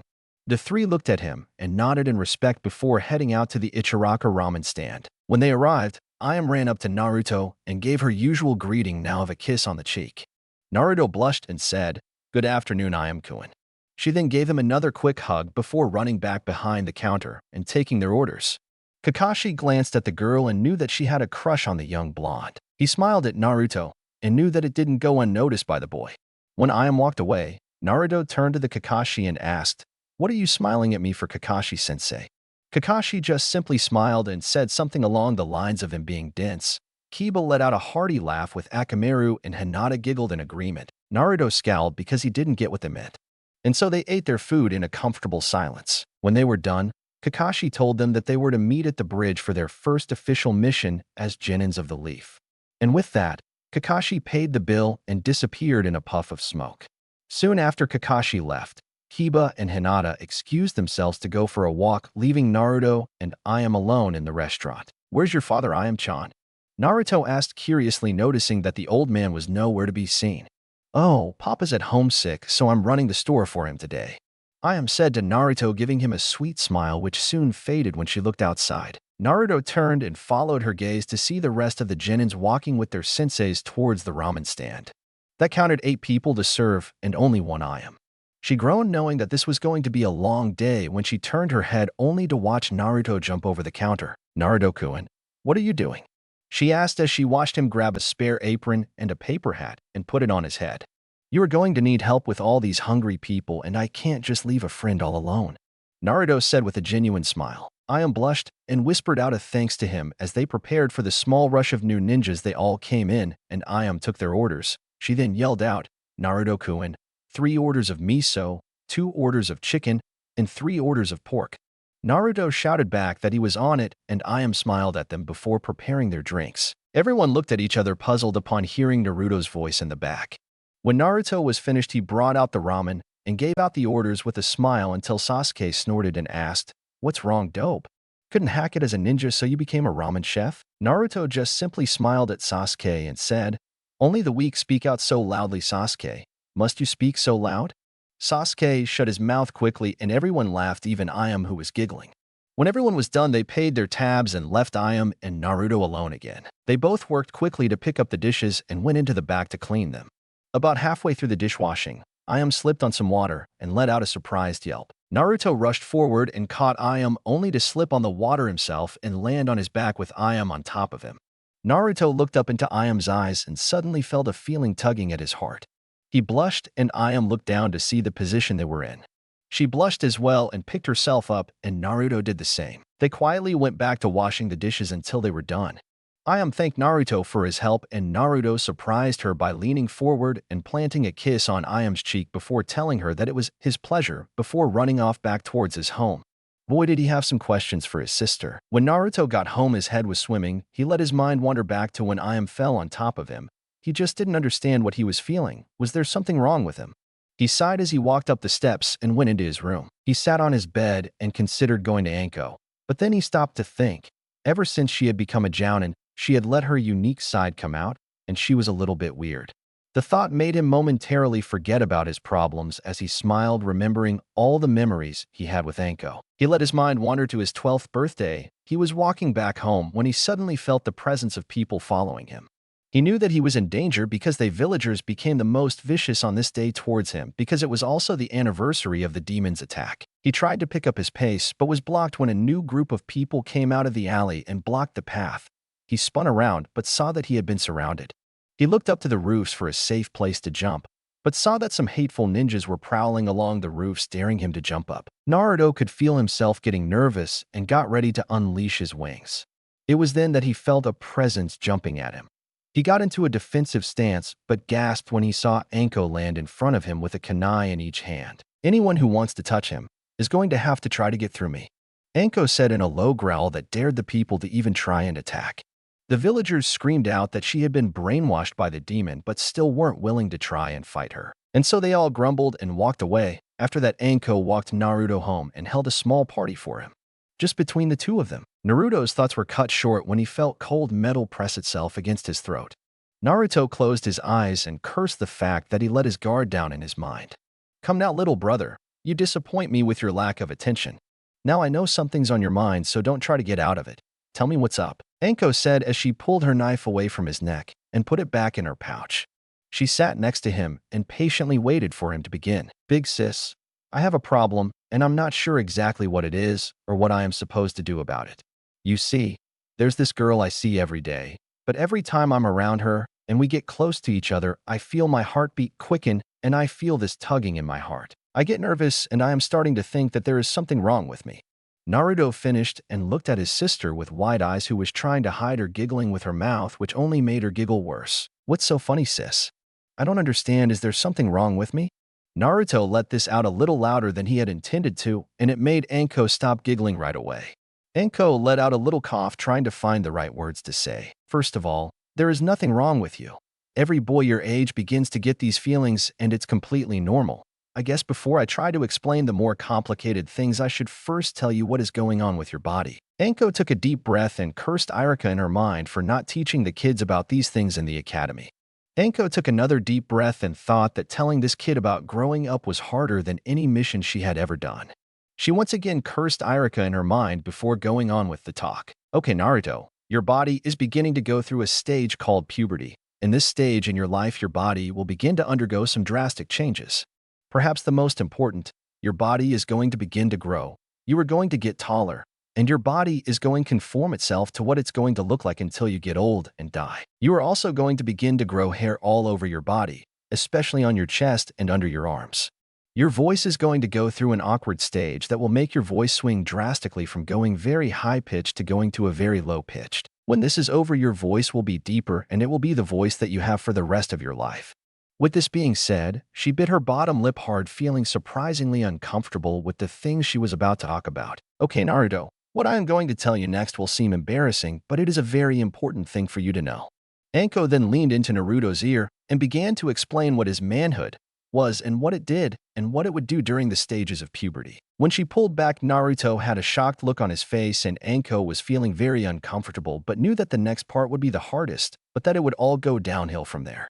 And so, she took another deep breath and chose her words to explain sex to her young brother. First of all, Naruto, you need to know that what I am about to explain to you should only be put into practice when you find someone you want to spend the rest of your life with. What I am about to tell you will explain how babies are brought into the world. It all begins when a man and a woman fall in love and decide that they want to have children. All those things I told you about your manhood come into play with sex. The man inserts his manhood into the woman and will eventually have what is known as an orgasm. During this process, the man will spray out sperm, which will attach itself to the woman's version of sperm, which is eggs. When these two connect together, they form an embryo which will grow into a child in 9 months and will be born into the world. Anko was fighting as hard as she could not to blush as she asked Naruto if he understood everything she had told him. Naruto slowly nodded his head, and Anko hugged him gently. Now that the tough stuff is over and done with, I will tell you what you are feeling for this specific girl. I believe that you have a crush on this girl. Crushes are usually the starting stages of the process of love. Now don't get me wrong. Not every girl you may have a crush on will form into love. Love is special, and the girl has to have a crush on you back. However, crushes usually go on dates, and that's how they begin to grow closer. Eventually, if you stay with your crush long enough, you will begin to realize that you're in love, and love usually leads to the couple getting married. But you're far from that stage, and you don't need to be thinking about that far ahead. However, if you're feeling a crush on a girl and you think that the girl has a crush on you back, then you should ask her out. Now come on, let's go get some dinner, okay? Anko asked, hoping she had taken care of the boy's curiosity. Much to Anko's relief, Naruto nodded his head and they went to eat. Dinner went normally, and Naruto surprised Anko by giving her a hug before running off to his room. Anko smiled at the boy's antics and looked over to the calendar on the wall, realizing that his birthday was exactly a week from this day. Anko grinned and began to plot a party in her mind. Naruto, on the other hand, was too busy thinking about a certain girl while lying on his bed to even bother thinking about his birthday. He smiled as he thought about taking his sister's advice and asking her on a date. With the thought in his mind, he closed his eyes and fell into slumber. Anko walked by and saw that Naruto had fallen asleep with his clothes on, lights on, and without setting his alarm clock. Anko gave a small smile as she walked into the room and removed Naruto's kimono. She hung it over his chair and gently removed Naruto's headband and placed it with his kimono. She did the same with his sandals and decided that was enough. She turned on his alarm clock and gave him a kiss on the forehead and walking out, turning the light out as she went towards her room. The week went by surprisingly fast. Naruto and his cell completed more D-ranked missions around the town, and Anko was gone on an S-ranked mission by the Hokage. The day before his birthday, Naruto received news from the Hokage that Anko wouldn't be able to make it home in time for his birthday. Naruto acted like he took the news well, but he was completely devastated that Anko wasn't going to be around. And so, Naruto decided to go to the Ichiraka ramen stand for dinner. Ayam came up and gave Naruto another hug and kiss on the cheek, which caused him to blush slightly. "Hey, Ayam-chan," Naruto said without much energy as he sat down on his stool. The tone of Naruto's voice didn't go unheard, and Ayam was sitting next to Naruto asking him what was wrong. "Well, it's kinda silly, it's just, my sis is on S-ranked mission, and she isn't going to be home for my birthday, and this will be the first one since we met all those years ago." Truly, Naruto was sad, but he held back his tears and tried to act like he was strong.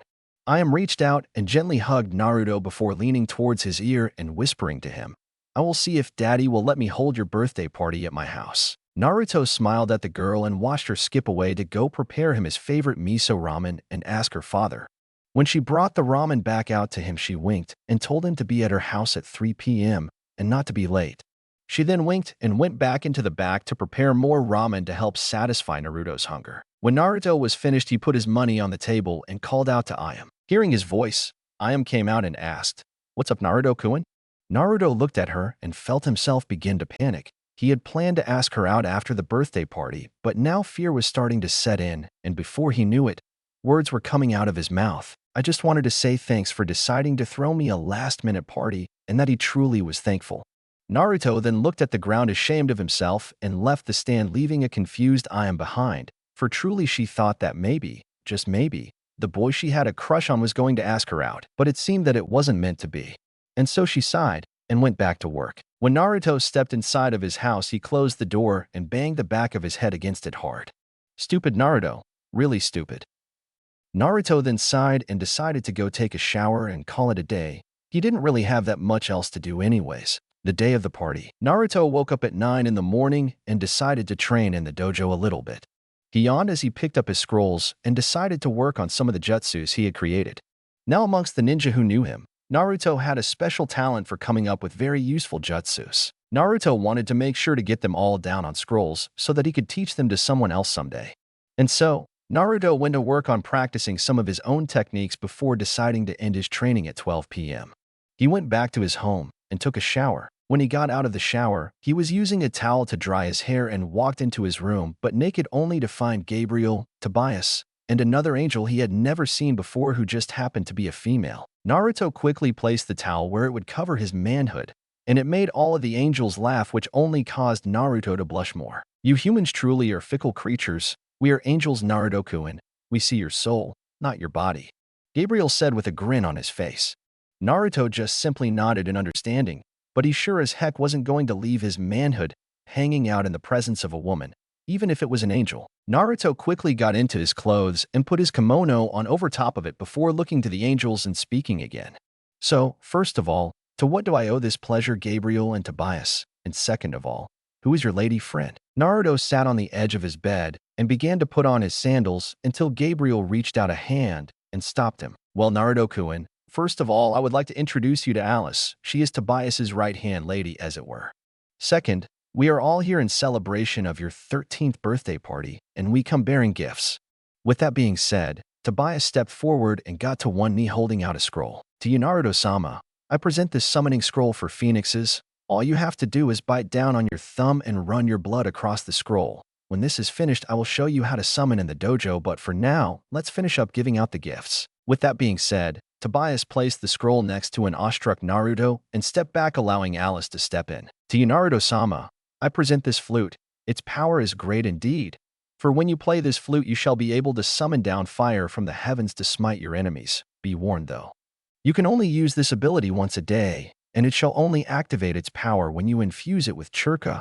Other than that, you can play it just like any normal flute. So I suggest that you find someone who can teach you how to play. With that, Alice stepped back and Gabriel stepped forward. To you, Naruto-kun, I present to you these white boots with a golden outline, lightweight and impenetrable. These boots not only go with your kimono, but they also have the special ability to store churka, and with the large amount of churka you possess, you will be able to walk up trees or walk across water without having to waste extra churka in dangerous situations. Also, due to the churka storage, you can fall from large heights and land on your feet without doing damage to your body. But perhaps my favorite feature, you can use the chakra you will store into the boots to do a churka jump, which will allow you to jump to heights unreachable with churka infusion. With that being said, Gabriel placed the boots in Naruto's feet and stepped back. They watched with happy faces as Naruto let tears of joy fall down his cheeks.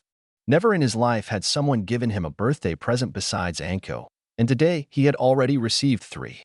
Naruto ran to the angels and hugged them all in a big group hug. When they were finished with the embrace, Alice showed Naruto how to attach the flute to his kimono. Naruto then put on the boots from Gabriel, which were very comfortable, and after that Naruto bit his thumb and ran his thumb across the scroll. When he was finished, the scroll disappeared and Naruto was led by Tobias to the dojo where he learned how to summon a phoenix. When Naruto correctly performed the hand seals, he slammed his palms into the ground and screamed out, "Summon!" When the smoke cleared, a medium-sized was so big that it reached the top of the dojo at full height. Multicolored phoenix appeared. Naruto stared in awe and the majestic bird before flinching when the bird asked, "Who dared to summon me?" Seze, son of the king Fakatsu, ruler of all phoenixes. Naruto gulped before gaining the courage to speak. "I summoned you here, great Seze. My name is Uzumaki Naruto, and I am the sole surviving heir to the Uzumaki bloodline." The phoenix looked down upon the boy and found that he liked the boy. "Very well, child. You have found favor in my eyes. The phoenixes shall always be your ally." And with that, the great bird disappeared in a bright flash of light. After it was done, Naruto realized that it was time to head over to Iam's house, and so Gabriel, Tobias, and Alice wished Naruto a happy birthday and ascended back to the heavens. With that, Naruto ran out the door, already pumping chakra into his new boots as he ran. Naruto managed to arrive at Iam's house with just a few minuets to spare, and so he calmly walked up to the front door. Naruto saw a note on the door and saw that it told him to enter the house. Naruto opened the door and stepped inside only to find no one there. Naruto furrowed his brow in confusion before walking into the kitchen and finding another note that told him to make his way out back. Naruto found the door and opened it to a sight that took his breath away. Outside were Iam and her father, along with his sensei, his teammates, the others of the Rookie 9, but most importantly of all, was a smiling Anko. Naruto just stood there with wide eyes in shock as he heard them all yell out, "Happy 13th birthday, Naruto." Anko ran up to Naruto and gave him a hug, whispering to him that she fooled him, but she wanted the party to be a complete surprise. Naruto took a moment to get over his shock, but then felt tears of happiness form in his eyes. He turned away and wiped his eyes, trying to look tough. "What's the matter, Naruto? How come you're crying like a baby?" Sasuke taunted, just wanting to get his rival upset. "It's okay to cry when you're happy, Sasuke. You should try it sometime," Naruto said, whipping his eyes, which caused Sasuke's smirk to disappear. The party then went on like a normal party. Everyone was laughing and enjoying themselves. And eventually cake was served and everyone got ready to give Naruto their presents. The present giving went something like this. Anko, a pet snake. Who would have guessed that? Hinata, a picture of their team wearing their headband protectors like Kakashi, and Kakashi giving the peace sign with one hand while messing up Naruto's hair with the other. Kiba, a pair of sword user's gloves, white with gold outlining to match his outfit, of course. Kakashi, the newest issue of Come Paradise. After getting beaten up by Anko, Kakashi just decided to be an Indian giver and take it for himself. The rest of the Rookie 9 all pitched in to buy him a large set of scrolls so he could create new jutsus. When everyone was done, as the party commenced again, Sasuke stood up and made an announcement. "Excuse me, everyone. I thought that for a bit of entrainment I would challenge Naruto to another spar, because this time I don't think Naruto is going to have as much luck as he did the last 2 times. Naruto immediately accepted the challenge, and everyone made room for the two. "The rules are simple, Naruto. First one to fall loses." Naruto nodded, and everyone held their breath waiting to see what would happen. Sasuke began the fight by charging at Naruto. Naruto ducked low when a punch came from Sasuke, and Naruto hit Sasuke in the chest, and it made Sasuke do a half flip in midair. But in an impressive show of athleticism, Sasuke twisted his body at the last second and landed on his feet. "Nice try, Baka," Sasuke taunted before waving Naruto towards him. When Naruto swung to hit at Sasuke, Sasuke spun on his heel and hit Naruto in the head, which sent him flying at the fence. Naruto flipped in midair and stuck his feet to the fence, which left him vertical. Naruto grinned before flipping off of the fence and releasing his kimono's weight system. He flexed his arms a bit before staring Sasuke dead in the eyes and saying, "You're going down." With that, Naruto began to make hand seals and screamed out, "Phoenix Flare no Jutsu." With that, a burst of light shot from Naruto's hand and hit Sasuke in the eyes. Sasuke screamed and slammed his palms into his eyes as Naruto rushed up and took him down with a sweeping kick. After a few seconds, Sasuke blinked a few times before being able to see again. He was Naruto, standing there holding his hand out to help him up. Sasuke grumbled before taking his hand and getting up. After that incident was over with, Naruto looked around before spotting Ayam peeking out from the left side of the house. She was using her index finger to motion for him to come to her. He smiled slightly and made his way to her. She walked back further the closer her got, and Naruto continued to follow quietly. Soon, Naruto found Ayam sitting underneath of a willow tree, patting the ground, gently telling him to sit next to her. Naruto walked over and sat down, gently looking at her curiously. "Well, birthday boy, it seems that your birthday party is almost over and I have yet to give you my present." Naruto was about to ask what his present was when Ayam let one hand run through his hair as she leaned in and put her lips on his. Naruto's eyes widened in shock. This was his first kiss, and he had to say that. He rather enjoyed the way it felt. Slowly, Naruto closed his eyes and gently began to kiss back. Ayam decided that he wasn't that good at kissing, and that she would have to correct that little flaw. The thought made her blush as they broke apart for air. They looked into each other's eyes and were panting gently from the excitement of the moment. Slowly, Ayam let herself lean into his body, and Naruto wrapped his arms around her, cuddling her up gently. Naruto just laid there for a while, holding Ayam in his arms until he realized that she had fallen asleep against him. He watched her chest rise and fall with steady breaths and allowed his eyes to take in everything she was, and he had to say to himself, she was a beautiful person. Naruto gently ran his fingers through her hair before hearing a poof sound and seeing Kakashi step out of the smoke. Naruto removed his hand and just looked at his sensei that he could tell had a big grin on his face. Suddenly, Kakashi's expression hardened and Kakashi spoke out in a firm voice saying, "Naruto, an Anbu just stopped by and told me that our team has been summoned by the Hokage for an important mission opportunity and we need to go now." With that, Kakashi disappeared back to the group most likely. Naruto gently shook Ayam awake, watched with awe at how cute she was when she woke up. "Naruto, why did you wake me up?" Naruto blushed slightly at the nickname but whispered to her that she had to get up because he had to go see the Hokage. And so he gently helped her to her feet and they walked back out to the rest of the group who was giving them coy smiles. Naruto simply cleared his throat before putting on the gloves that Kiba gave him, wanting to look his best for the Hokage. Anko told Naruto that she would take the rest of his presents home, and with that, Kakashi, Kiba, Hinata, and Naruto all made their way to the Hokage's office to receive a mission that would change their lives forever. Chapter 6, Awakened. Your mission will be a simple escort mission to the country hidden in the wave. This mission should endure for about a month's time. You will be protecting a bridge builder from most likely bandits while he completes a bridge that will link the wave to the rest of the villages. The third Hokage stated calmly, looking at the four ninjas in front of him. He was glad to see the eagerness in the children's eyes, but wasn't surprised to see the bored look on Kakashi's eyes. The third cleared his throat, and a tall and half-drunken man stepped into the room. "Oi, you're sending these brats to protect me?" The drunken man slurred out, which made Kiba, Hinata, and Naruto all scowl at the foolish man. "Well, they may just be children, but they have a lot of potential and I'm going to be there so nothing will go wrong," Kakashi said, scratching the back of his head, deciding that he didn't like the man that much. "We may be kids, but we have more skill in our right thumbs than you have in your entire body, you stupid drunk." Kiba growled out and Akamaru barked in agreement. The man turned on Kiba and called him a shorty and told him to be respectful to his elders. Kiba was ready to fly off the handle, but Naruto and Hinata held him back. Kakashi decided that he needed to defuse the situation, so he told the kids that they would meet at the northern gate at 7 in the morning and that they shouldn't be late.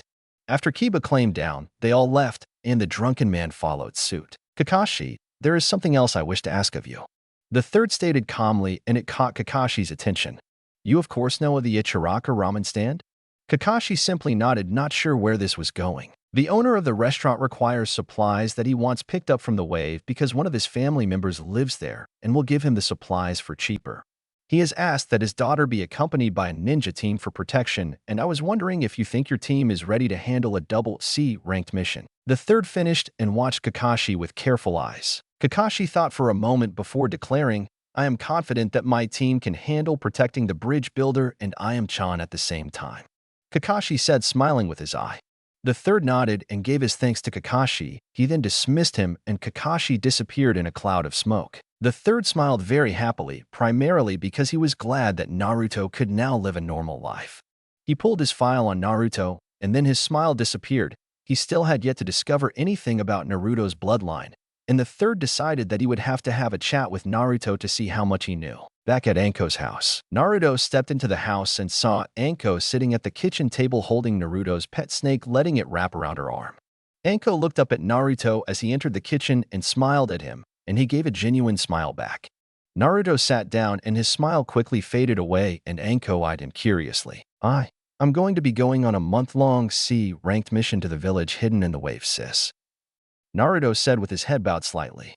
Anko's eyes softened and she got up and walked behind her brother, wrapping her arms, snake, and all around him, pulling him into a hug. You're going to do just fine, and you'll be back here safe and sound before you know it.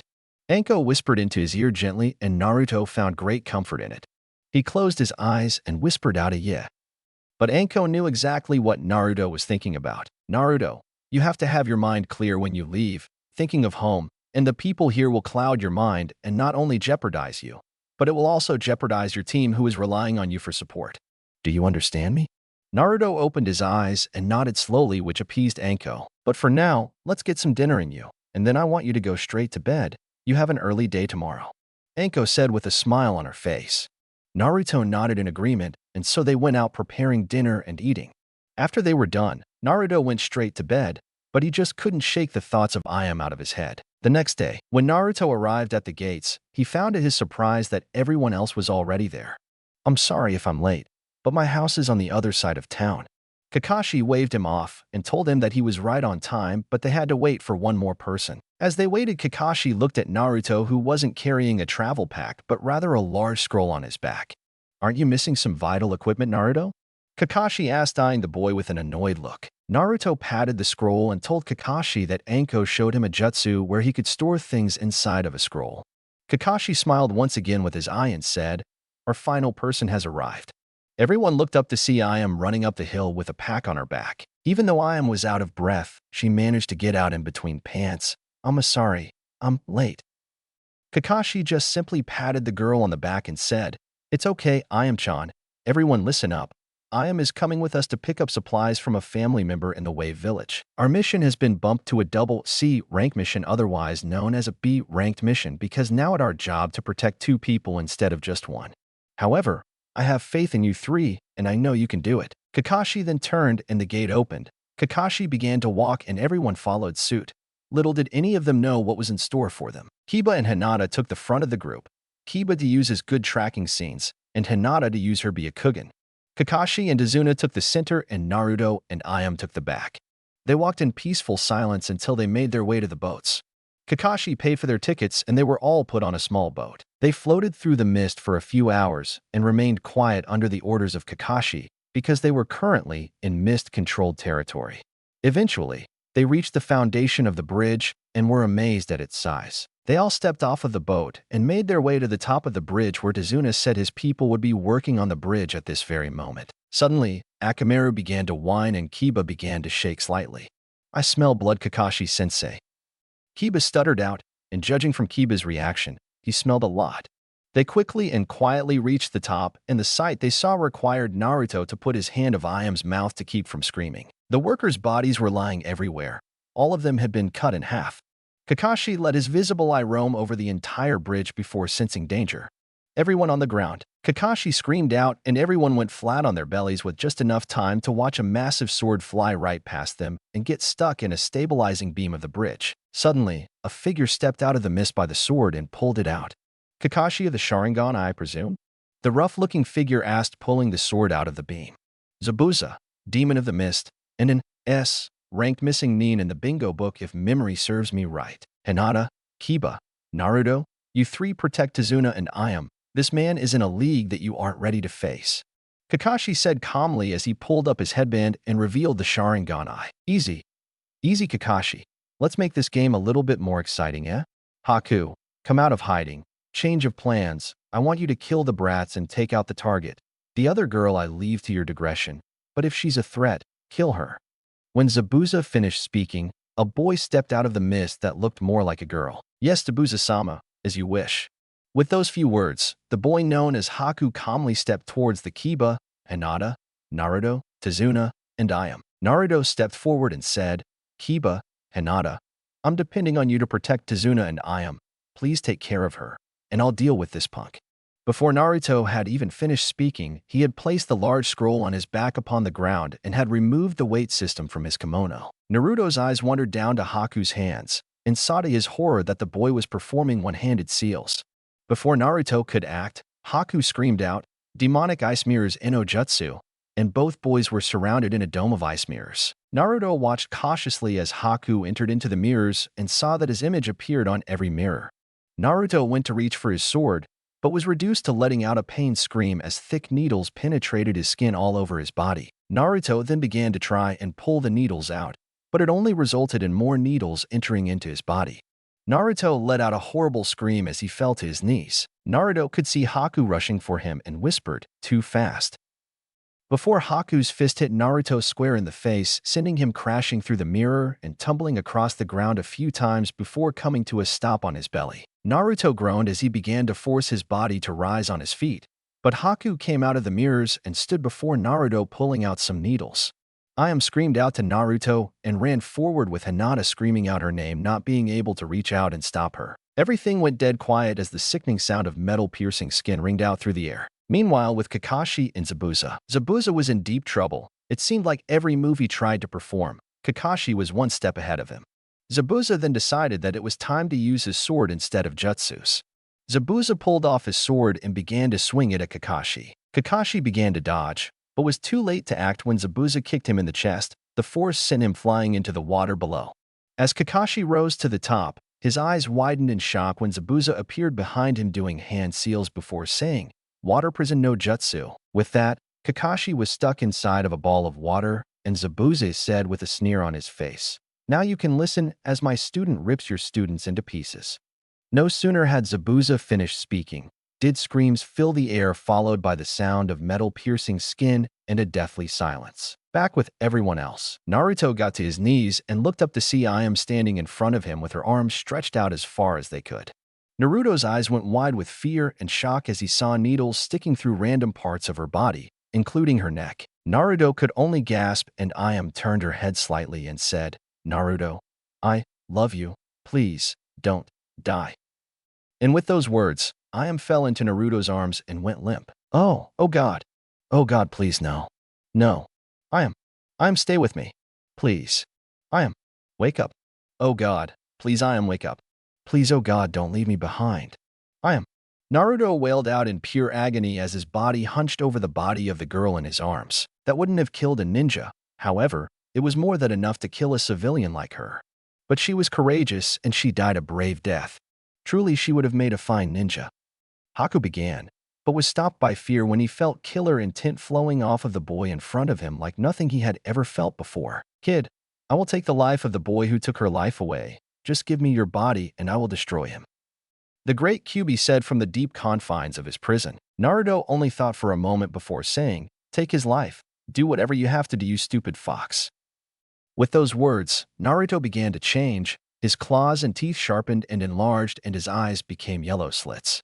The Kyubi was free, and he only had one thought in his mind, to destroy the boy in front of him who was shaking in fear. Back with Kakashi and Zabuza. Kakashi closed his eyes tightly and balled his hands into tight fists and shook with sorrow at the sound of his students' wails of sorrow. Zabuza simply chuckled and said, Your pain has only just begun, Kakashi. But then, Zabuza and Kakashi both felt shock hit their systems at full force when they felt demonic power rising off of the bridge. Naruto, no. Kakashi whispered in fear, thinking that he may have lost one of his students in darkness forever. With everyone else, you took her away, my happiness, my reason for living. You snatched her life away. Now, Now you will suffer for what you've done." Naruto/Kyubi said with hate dripping off of every word. With that being said, Naruto/Kyubi rushed forward at amazing speed and grasped the boy by his face and slammed his body down into the ground. Kiba grabbed Hinata and pressed her against his chest so she wouldn't have to watch as Naruto lifted up Haku and slammed him back down into the ground over and over again. Kiba didn't understand what could have caused this sudden change in Naruto's power. Kiba began to think that it was his bloodline limit, but he knew that whatever it was, Naruto was going to take that boy's life if his onslaught continued. Soon, Naruto/Kyubi finished slamming the boy into the ground and dragged him by his face to the edge of the bridge and lifted his body over the edge. Zabuza and Kakashi watched in horror as it seemed that Haku was about to meet a terrible end. In the heavens, a struggle had been going on between a frantic Tobias and a calm Gabriel who had been holding him back. "Tobias, I couldn't let you go before because we had to wait until the most dire need arose, you know that.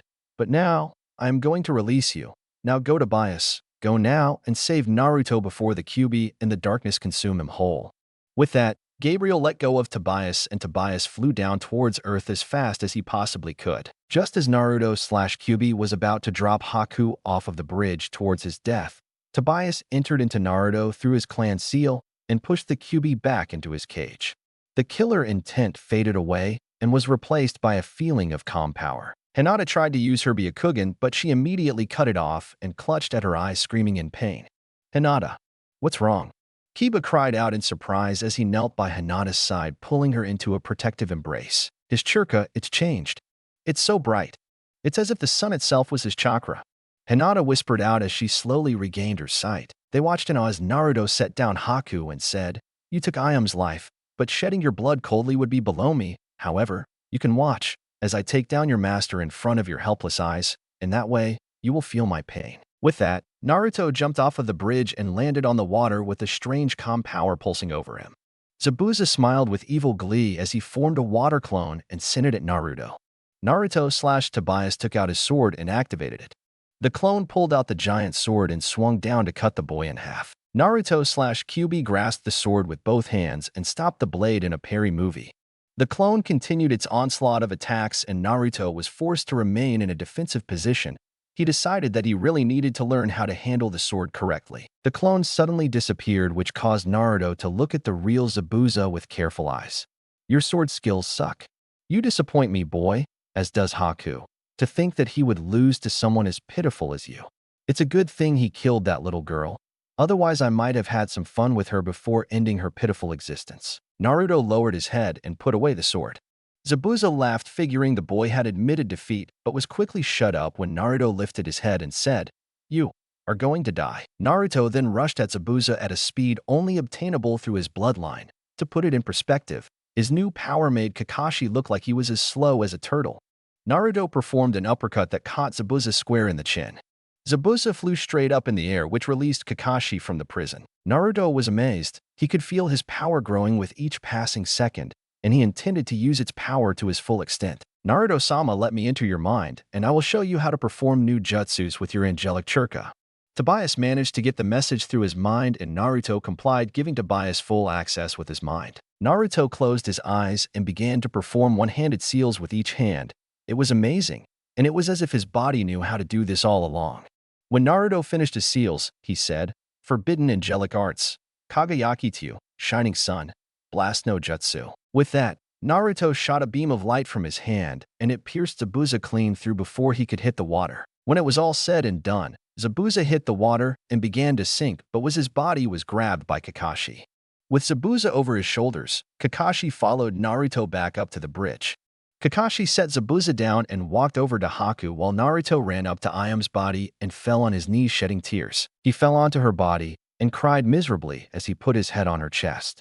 Suddenly, Naruto gasped and placed his ear completely against Ayam's chest. It was small, but she still had a heartbeat. Ayam was still alive. Naruto spun and screamed out, "Hinata, I need your help. Hurry, we can still save Ayam." Hinata gently untangled herself from Kiba and ran up to Naruto by Ayam's side. She knelt down and asked, "What do I need to do, Naruto?" Naruto thought for a moment before asking her to open up the Byakugan, and she complied, making a point to only look at Ayam. She followed Iam's Churka system and saw the points where the needles put her in a death-like trance. Hinata gently got to work and pulled out the needles one by one. When she was done, Iam arched her back and let out a gasp of air. Naruto immediately pulled Iam into an embrace and held her tightly, whispering out how he thought he had lost her, and he let tears fall down his face as he said over and over again, "I'm so sorry for not protecting you, Iam-chan." Iam sat herself up and hugged Naruto into her, whispering into his ear, "It's okay. You have nothing to be sorry for. I love you so much, Naruto-kun." Naruto grasped onto her tighter and whispered back, "I love you too, Iam-chan. And I promise from this day forward to protect you always. That is my way of the ninja." And so, Naruto and Iam continued to hold each other in a loving embrace. But it wasn't meant to last, as Zabuza groaned and got to his feet, a hole gaping in his right shoulder. Kakashi got in front of his students and prepared for another battle, but allowed himself to relax a little bit when Zabuza held up his left hand, asking him to stop. "Your boy's aim may suck if he was trying to deal a death blow, but he managed to get the job done. My right arm is useless in this state." With that, Zabuza walked over to Haku and knelt by his side. I was a fool, Haku. Are you gone?" "Don't worry about me, Haku. You've gone to a better place. But as for me, well, a demon has no place in heaven." Zabuza said. Shock overtook his system as the boy beside him let out a gasp and came back to the world of the living.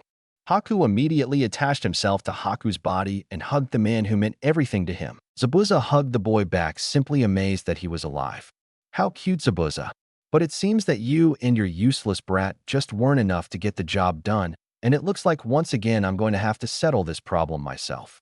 A voice spoke from the distance which made Zabuza's eyes widen in shock. "Gato, I never thought that you would show your pudgy, arrogant self around here," Zabuza said calmly as he got to his feet and turned to face Gato, who was with an army of warriors. "Demon of the Mist? Not in your condition, prepare to die." Gato chuckled as the men began to march forward. "Haku, live on, and please forgive me for having to what I must to set things right. Maybe one day I will see you in heaven. Until then, farewell, Haku." With that, Zabuza put his sword in his left hand and leapt next to Gato. The soldiers stabbed their weapons all over Zabuza's body, but it mattered not, for Zabuza completed his mission by claiming the head of Gato before he fell and died from his wounds. Haku screamed out to Zabuza and tried to move his body in vain. And so Haku wept for his teacher, the one who saved him, his everything. Naruto went to Haku's side and said, "I am sorry for all that has happened, but I promise with the power given to me by my bloodline limit that I will avenge your master's death." With that, Naruto walked towards the army and pulled out a scroll. Naruto bit into his thumb and slid his blood across the scroll. He then performed the necessary hand seals and screamed out, "Summon." The army shrunk back in fear as a white phoenix with blue-tipped feathers appeared and landed on the bridge, staring the army down. The phoenix was quite large. Naruto knew that it had to be 3 times the size of his first summon, and then it hit him that he had summoned the king of all phoenixes. The phoenix looked down upon the terrified army before saying, "I am Fukkatsu, king of all the phoenixes, and I have come to a decision. You have all been judged evil in my eyes. Prepare to die." With that, the gigantic phoenix began to flap its huge wings, which caused the feathers to fall off and fly down on the people below like a rain of needles. By the time the needles stopped falling, the entire army had already been decimated and not one was left alive. Fukkatsu simply watched as Haku finally managed to get onto his feet and stumbled over to Zabuza's corpse. Haku fell to his knees and cried over his falling master. The giant phoenix stared at the fallen man for a moment before saying, "This man did much evil in his lifetime. However, when his life was at an end, he was willing to give it all just to set things right and protect this boy. I have come to a decision. This man has been judged good, and as such he will be given new life." With that, the great phoenix shed a few tears which landed upon Zabuza's corpse. Fukkatsu then simply spread out his wings and flew back up to the heavens. When Fukkatsu was out of sight, Zabuza arched his back and gasped in air, his eyes wide as they could possibly be. After huffing and puffing a few times, Zabuza stared with confused eyes at Haku, who simply threw himself against Zabuza and hugged him tightly, crying his eyes out. "You've been given new life, Zabuza. How would you like to use this life in service of the leaf and become one of our own?" Kakashi asked, looking at the man with his regular eye, once again putting his forehead protector back into its original place. Zabuza looked at Haku before looking back up and Kakashi and saying, "For your help and compassion. Not only will Haku and I help you complete this mission, we will return with you and ask to become official ninjas of Konoha." Zabuza said, giving his best effort at a smile which turned out to be a smirk. Kakashi smiled with his eye before turning curiously to look at Naruto. Naruto, this is the first time your bloodline limit has activated, and now I will explain to you exactly what it does. First of all, your chakra has been supercharged. This makes it much more powerful. But now you're going to have to learn how to control it all over again. Second, every jutsu that you use while an angel is inside of you will be archived into your subconscious, and you will be able to use them at will. However, be warned, your power with these techniques will not be nearly as powerful as they were when I was inside of you. But you are still strong, Naruto-sama. Train with your sensei and learn how to master your chakra, and at your level you could become a mid-level Chunin rank. But don't get ahead of yourself, that is going to take you quite some time. But sadly for now, Naruto-sama, our time is up, and now it is time for you to rest. With that rather basic explanation of Naruto's bloodline limit, Tobias left Naruto's body and Naruto felt instant battle fatigue. Naruto began to fall but found himself caught in the arms of a panicked Ayam as she lowered herself to the ground with him using her body as support for his. The last thing Naruto heard was Kakashi telling Ayam that he was just battle fatigued and that he would be fine with rest before sleep overtook him. I also want to take this moment to thank everyone who has reviewed. You guys are amazing. I believe that this story is at 166 reviews. Thanks for all the reviews and keep it up. Once again, thanks for being patient, and now on with the show. Naruto groaned as he opened his eyes, only to shut them tightly at seeing the blinding light of the sun. He sat up and quickly rubbed his eyes as he scanned the room he was in. Suddenly, memories of what happened the last time he was conscious flooded his mind. Naruto quickly jumped out of the bed and looked down to see that he was in PJ pants with no shirt on. He looked around and found his clothes in a neat pile on a chair next to the door. Naruto sighed as he made his way to the clothes. Just as he was about to reach for them, his ninja sense kicked in as he heard someone approaching the door. He grabbed his sword and hid behind the door.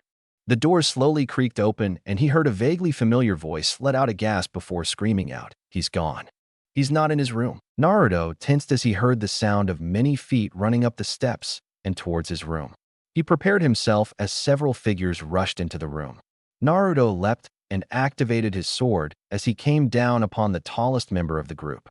The said person turned and gasped as Naruto prepared to strike. Naruto's mind went into overdrive as he realized that the person he was about to strike down was none other than Ayam, the girl he loved.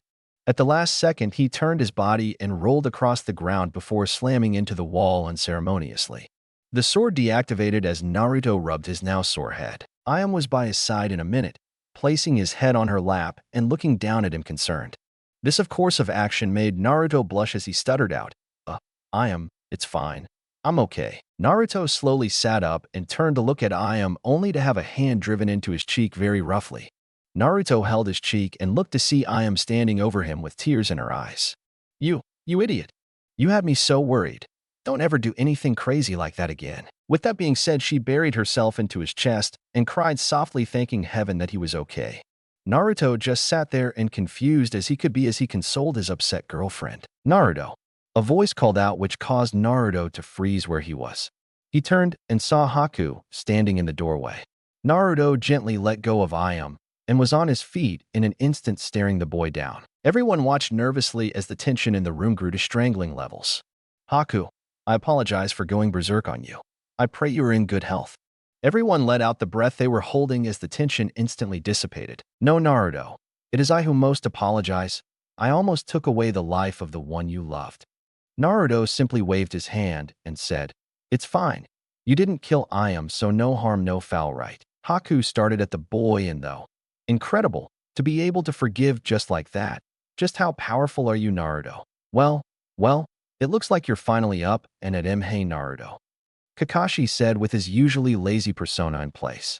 Naruto looked to his sensei and smiled before giving a small nod. To give a basic explanation, you've been out for 3 days. Zabuza and Haku have decided to come back to the village with us and have been helping me train Hinata and Kiba. The bridge is almost completed and will be done within the next 2 days. As soon as the bridge is done, we will be heading home," Kakashi said as he did his infamous one-eye smile. Naruto nodded again and helped Ayam onto her feet. It was at the moment she noticed that Naruto was no wearing a shirt and blushed heavily. Naruto noticed the blush and looked down at his bare upper body. I think I better get dressed," Naruto said while scratching the back of his head sheepishly. Everyone nodded and left the room except for Ayam. Naruto noticed that Ayam had a strange look on her face. What's wrong, Ayam-chan? With that, Ayam flung herself onto Naruto again and locked her lips with his. Naruto's eyes widened in surprise as he caught her. He quickly regained his composure and kissed her back softly as he closed his eyes. Ayam broke the kiss and buried herself in his chest, whispering, "I don't want to lose you, Naruto. Promise me I won't lose you, Naruto." Naruto grabbed her cheeks gently and looked her straight in her eyes as he said, "I'll never give up, and you're not going to lose me anytime soon. I promise you, Ayam." With that, they shared another small kiss before Ayam broke away and grabbed up a towel. She put it in his hands and told him to take a shower, get dressed, and come downstairs to get some lunch. Naruto watched Ayam walk out of the room with a small smile on his face. Naruto waited until Ayam closed the door behind her before picking up his clothes and taking them into the bathroom with the towel. Ayam walked down the stairs and smiled kindly to Zabuza, who simply nodded back to her with a small grunt. Ayam walked into the kitchen and saw Tazuna's daughter gathering the necessary materials to make some lunch. Ayam quickly put on an apron and began to hum as she stood next to Tsunami. "Oh, sweetie, you don't have to help me make lunch." Ayam turned to Tsunami and smiled sweetly, saying, "It's okay. I want to help make lunch for everyone. It's no trouble at all."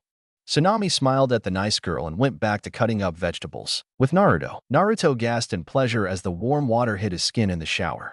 He sunk his head under the water stream and let the water soak down his wild hair. He closed his eyes as he remembered the events of the fight and remembered the terrible power of the Kyubi. A voice to his right made him jump as it called out, "Naruto." Naruto spun around to see Gabriel standing there with Tobias and Alice standing there with serious looks on their faces. "Hey guys, what's up? Kyubi, you must stay away from him, Naruto. You must not use his power, and you must not allow hate to overpower your emotions on the bridge like you did. I say these harsh words for your safety, Naruto. That demon is the most dangerous demon of them all, and to boot he is very tricky. I sense a terrible feeling coming from the seal, and I fear that if he is released again, something bad will happen to you. You must promise me, Naruto. You must promise me to stay away from the Kyubi," Gabriel said with a very serious tone. Naruto nodded and looked guilty at the fact that he let himself fall into senseless rage. Gabriel saw this and said, "Naruto, listen to me. Your acts, although foolish, were honorable. You simply wanted to protect the people you love. And although you almost fell into hate and despair, we managed to pull you out just in the nick of time. So basically, don't beat yourself up. Now that you know not to make the same mistake again, you learn from the incident and move on." Naruto gave a small smile and nodded again before seeing someone small hiding behind Gabriel, Tobias, and Alice. "Hey, who's that?" Naruto asked curiously. Gabriel gently grabbed a small girl and brought her out from behind him. "This is Alexis. She is one of the most intelligent angel and is responsible for information gathering and a few other unmentionable things."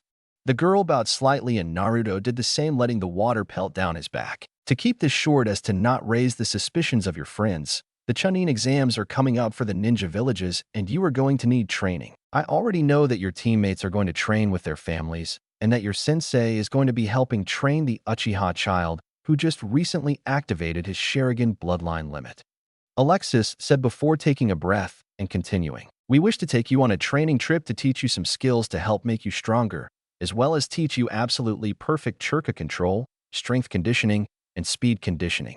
Alexis finished speaking and Naruto's mouth was hanging open. Sure. The training will be awesome, but I have only one request," Naruto said, watching as all eyes turned on him. "I want my sis to come with me and I want her to be able to see you all. I consider her part of my family. I think she should be able to see you guys as well." The angels all seemed to flinch and turn to each other, talking in a huddle.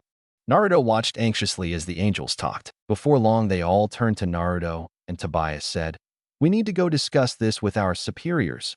We will give you our decision before you step foot back into Konoha." Naruto nodded and waved goodbye as the four angels disappeared. Naruto quickly finished his shower and dried himself off. Just as he finished getting dressed, a knock came at his door and Kiba let himself in. "Hey Naruto, lunch is ready, so get your butt in gear." Naruto came out of the bathroom and followed Kiba down into the dining area. Naruto saw everyone waiting for him and scratched the back of his head sheepishly. "Sorry guys, I got a bit distracted." Everyone waved him off and both Ayam and Tsunami both said, "It's okay, we just finished getting it ready." Everyone had a pleasant meal and at the end Tazuna said, "Everyone, I have an announcement." Everyone turned their eyes to him and Tazuna took a deep breath. "The bridge will be finished tomorrow. We are so close to accomplishing our dreams and we owe it all to you brave ninjas. who took on a job that was above you and rose to the occasion. And you, young man, Tazuna said, pointing to Naruto. When all hope seemed lost, you summoned that giant phoenix and brought back her hope. Because of this, I am going to name the bridge the Great Naruto Bridge. With that declaration, Ayam squealed and lashed herself onto Naruto. Everyone else smiled and nodded, and some clapped, while Naruto simply kept his head down.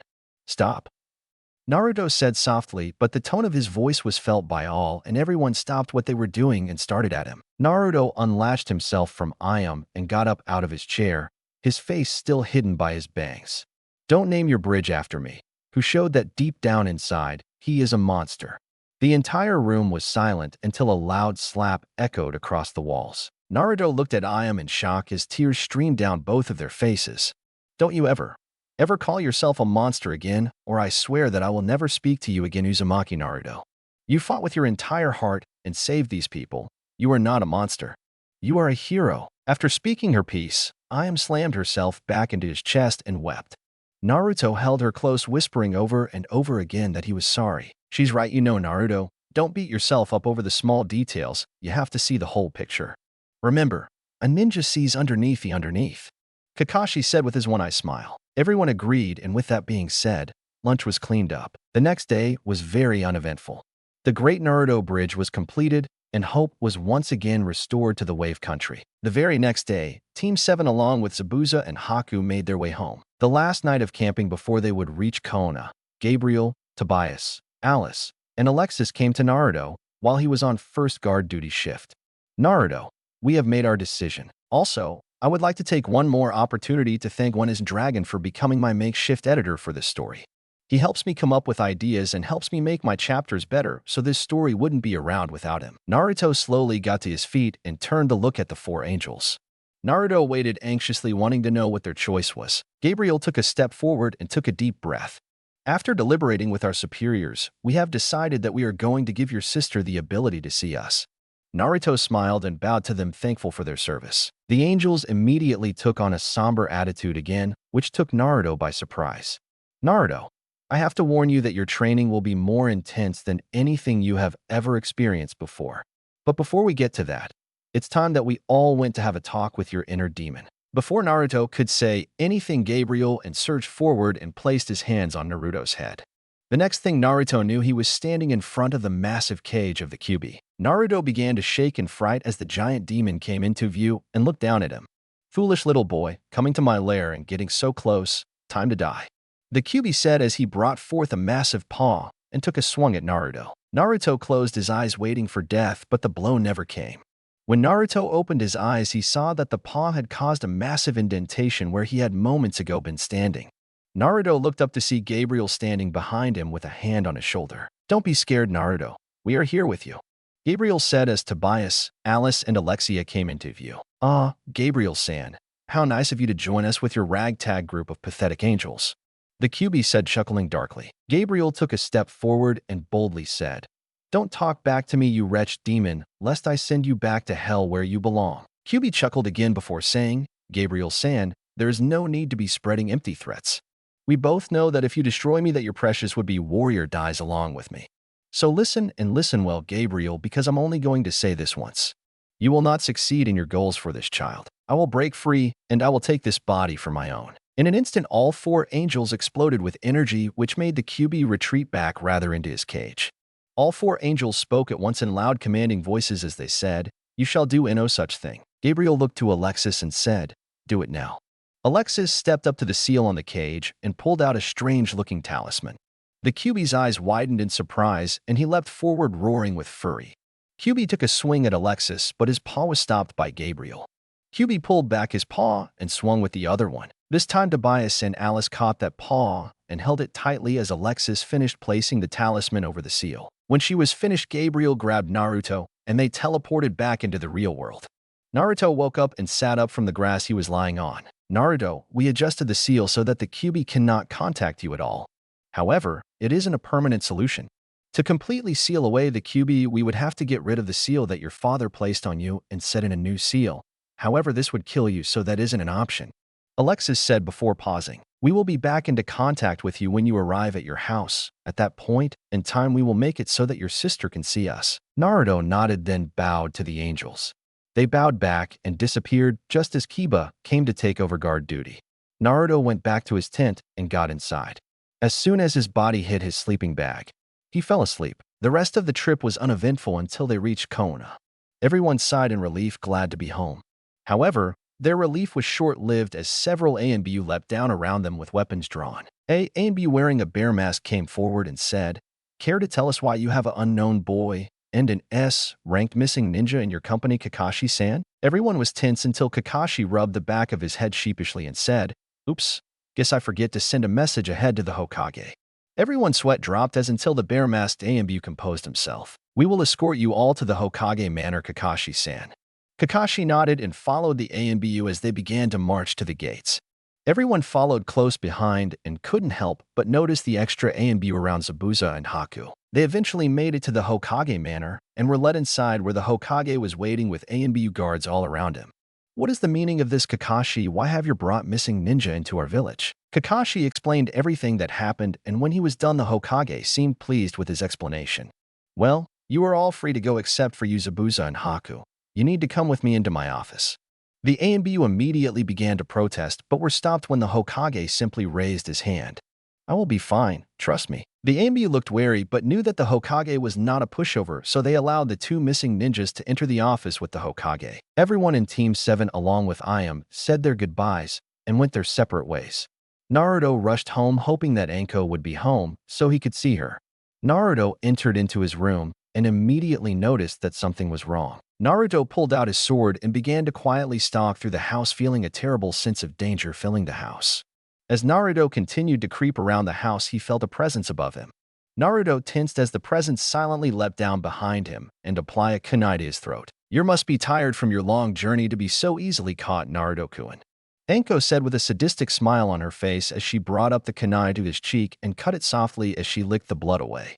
Naruto shivered as he felt her tongue on his skin. Naruto remembered how Anko used to be crazy with her bloodlust but had managed to tone it down some. However, when she was in the mood for blood, and it made her very feisty. Naruto tapped his sword against her stomach to make the point that he didn't miss her. She smiled and pulled him around into a fierce hug. "I missed you, little bro. Stuff has been boring without you around." Naruto continued to hug his sister as he said, "Same here, sis. Has the old man not been giving you any exciting missions since I've been gone?" Anko pulled away and pouted, saying, "No, the old fart only gave me one mission, and it was far too easy." Naruto sighed and shook his head at his crazy sister's antics. Naruto tensed as he felt the presence of the angels in the room and looked to see them standing in the corner. Gabriel did a few hand seals before saying, "Anko." Anko looked over to the four beings and had her kunai in an attacking position. "Who the hell are you?" Anko growled out as she pulled Naruto behind her protectively. Gabriel chuckled and said, "It's nice to see that Naruto was left in the hands of such a caring guardian." Naruto saw Anko relax slightly and he took the time to explain, "Big sis, this is Gabriel, Tobias, Alice, and Alexia. They are the angels that I have met so far. They have decided to train me for the upcoming Chunin exams that I believe Kakashi-sensei is going to be placing us in. They want to go for a 2-month training session, and they want you to come with us as my guardian, and maybe you can teach me some stuff too," Naruto said with excitement. Anko blushed at the mention of Kakashi before regaining her exposure and saying, "I'll ask the Hokage if it's okay. I don't think the old fart will have a problem with it. Give me a few minuets and I'll have your answer." With that, Anko disappeared into a puff of smoke. True to her word, Anko reappeared with a smile on her face. "Kakashi just nominated your team for the Chunin exams and was on his way to tell you, and your teammates. Since everyone is going to be away doing other things, the old fart gave us permission to leave the village as long as we don't stray too far away for 2 months. Naruto cheered and the four angels chuckled, seeing the rather comical antics of the two humans in front of them. Anko turned to the angels and said, "We will leave at first light. I guess you'll be able to find us, right?" Gabriel nodded and they all bowed before leaving. Anko turned to Naruto with a smile on her face as she said, "Okay, time to tell me about your mission, but we are going to do it over Dango." Anko cheered as she marched out the door, Naruto following slowly behind. Truth be told, Naruto was terrified of telling Anko about how their C-ranked mission turned into an A-ranked missions. He was afraid that his big sister was going to go on the war path and destroy anything in her path to reach Kakashi. They both sat down at the Dango restaurant and ordered their food. "So Naruto-kun, Tell me about what happened on your big bad C-ranked mission. Naruto's sweat dropped slightly and said, well, you see, sis, that's the funny thing. It turns out that our employer withheld some information. You see, because of the poverty of the wave country, he couldn't afford to pay the actual rank of the mission. It turns out that a powerful businessman named Gadu wanted him dead and hired some powerful ninja to exterminate the old man. After all was said and done, the mission turned out to be an A-ranked one. The booth went deadly silent as Anko had her head bent down so that her hair was covering her eyes. Suddenly, Anko got to her feet and placed some money near him. Naruto-kun, enjoy the dango and please bring some home for me. I have some business I have to take care of that I forgot about. With that being said, she quietly left the restaurant, and Naruto knew that meant that destruction and chaos was soon to follow in his sister's wake. He just prayed that Kakashi could hold his own against the hurricane or wrath that was an angry Anko. With Kakashi was sitting in a recliner in his home reading his favorite little orange book when he suddenly sneezed and got a terrible feeling of impending doom. He was startled when his door was kicked in so violently that it flew off of its hinges and completely destroyed his kitchen table. He leaned forward and his visible eye widened in fear as he saw Anko standing in the doorway, her eyes covered by her bangs and waves of anger and bloodlust radiating off of her. An A-ranked mission for 3 genin and 1 jounin. Are you just plain stupid, or are you so proud that you can't even call for backup? How dare you put my brother in such unnecessary danger?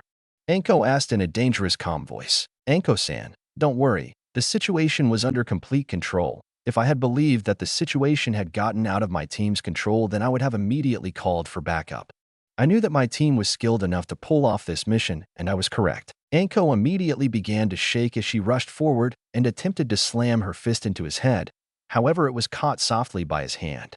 She pulled free and began to slam her fist into his chest as hard as she could as she cried out, "Yubaka, Yubaka, he could have died. I don't know what I would do without him." With that rare emotional outburst, Anko fell into Kakashi's chest and began to sob. Kakashi held her close and whispered words of comfort into her ear as he stroked her back gently. When she was finished crying, she grabbed onto his shoulders tightly and slammed her knee into his crotch. Kakashi doubled over in pain, and Anko said, "Thank you for consoling me, Kakashi-san. Consider yourself lucky, because if you put my little brother into harm's way like that again, I am going to kill you." With that, she blew him a small kiss and walked out the door. Kakashi picked himself off the ground and said, "Troublesome feisty woman." Somewhere off in the hills of Konoha, a lone cloud watching Jinin sneezed. Anko made her way home and found a worried Naruto waiting for her at the kitchen table. "You didn't kill him, did you?" Anko laughed and said, "No, I didn't kill him, Naruto." She looked at the kitchen table and smiled to see hot dango waiting for her on a plate along with a bottle of chilled sake. Anko thought, "This kid is so amazing, he is going to grow up to become a great man." Anko sat down and began to eat as they both chatted happily about the upcoming training. When Anko had finished eating, he helped her clean up the dishes and they both went to bed. Once again, true to her word, Anko got Naruto up as the first light pierced the sky. Naruto gathered up everything he needed and they both made their way towards the southern gate. When they arrived, a Chunin leapt down and Anko showed him their pass. The Chunin bowed to Anko and waved up for his partner to open the gate. The gate's creak to life opened up to reveal a luscious forest. Anko took the first steps forward and Naruto followed close behind her. The two traveled for about an hour and a half before they came into a nice clearing. "We camp and practice here," Anko said as she set her back down. Naruto did the same and took the time to get a good look at his surroundings. He knew that that was one of the most important things a ninja could do when entering a new area. "Okay, Naruto-kun, since it seems our friends haven't shown up yet, I'm going to take this opportunity to teach you a very nice genjutsu. It's called Kuki-Gi no Jutsu, Final Deception Jutsu. But before you can perform this jutsu, you are going to have to sign this," Anko said as she handed a scroll to Naruto. Naruto took the scroll gently and opened it. He gasped when he realized that it was the scroll for the snake summoning. He looked to see that only 2 names were on the scroll: his big sister's and Orochimaru's. Naruto crumpled the scroll slightly, seeing the name of the person that had hurt his sister so much. Naruto quickly signed the scroll in his blood and handed the scroll back to Anko. She gave him a bittersweet smile, knowing he had seen the name of the person who had broken her heart. "We will get him, sis. One day he will pay." She nodded as her smile turned into a sadistic one as she said, "Time to begin training." Anko quickly went through some hand seals and whispered out her jutsu. Suddenly Naruto saw Ayame coming out of the forest naked as the day she was born. Naruto-kun, I want you. Naruto immediately blushed and looked away, saying, I am, what are you doing? I am continued to walk forward and asked, What's the matter, Naruto? Don't you find me attractive? Naruto turned back and went to reach for her, when suddenly there was a bright flash, and he found himself covered in poison snakes. Did you like it, Naruto? This genjutsu has left you in a give-up-or-die situation, so you can see how useful it is. Anko said with a small smile on her face as she called her snakes off of him. After experiencing the jutsu, Naruto took quickly to mastering it. The hardest part was being able to focus his eyes so that he could catch the person in the jutsu.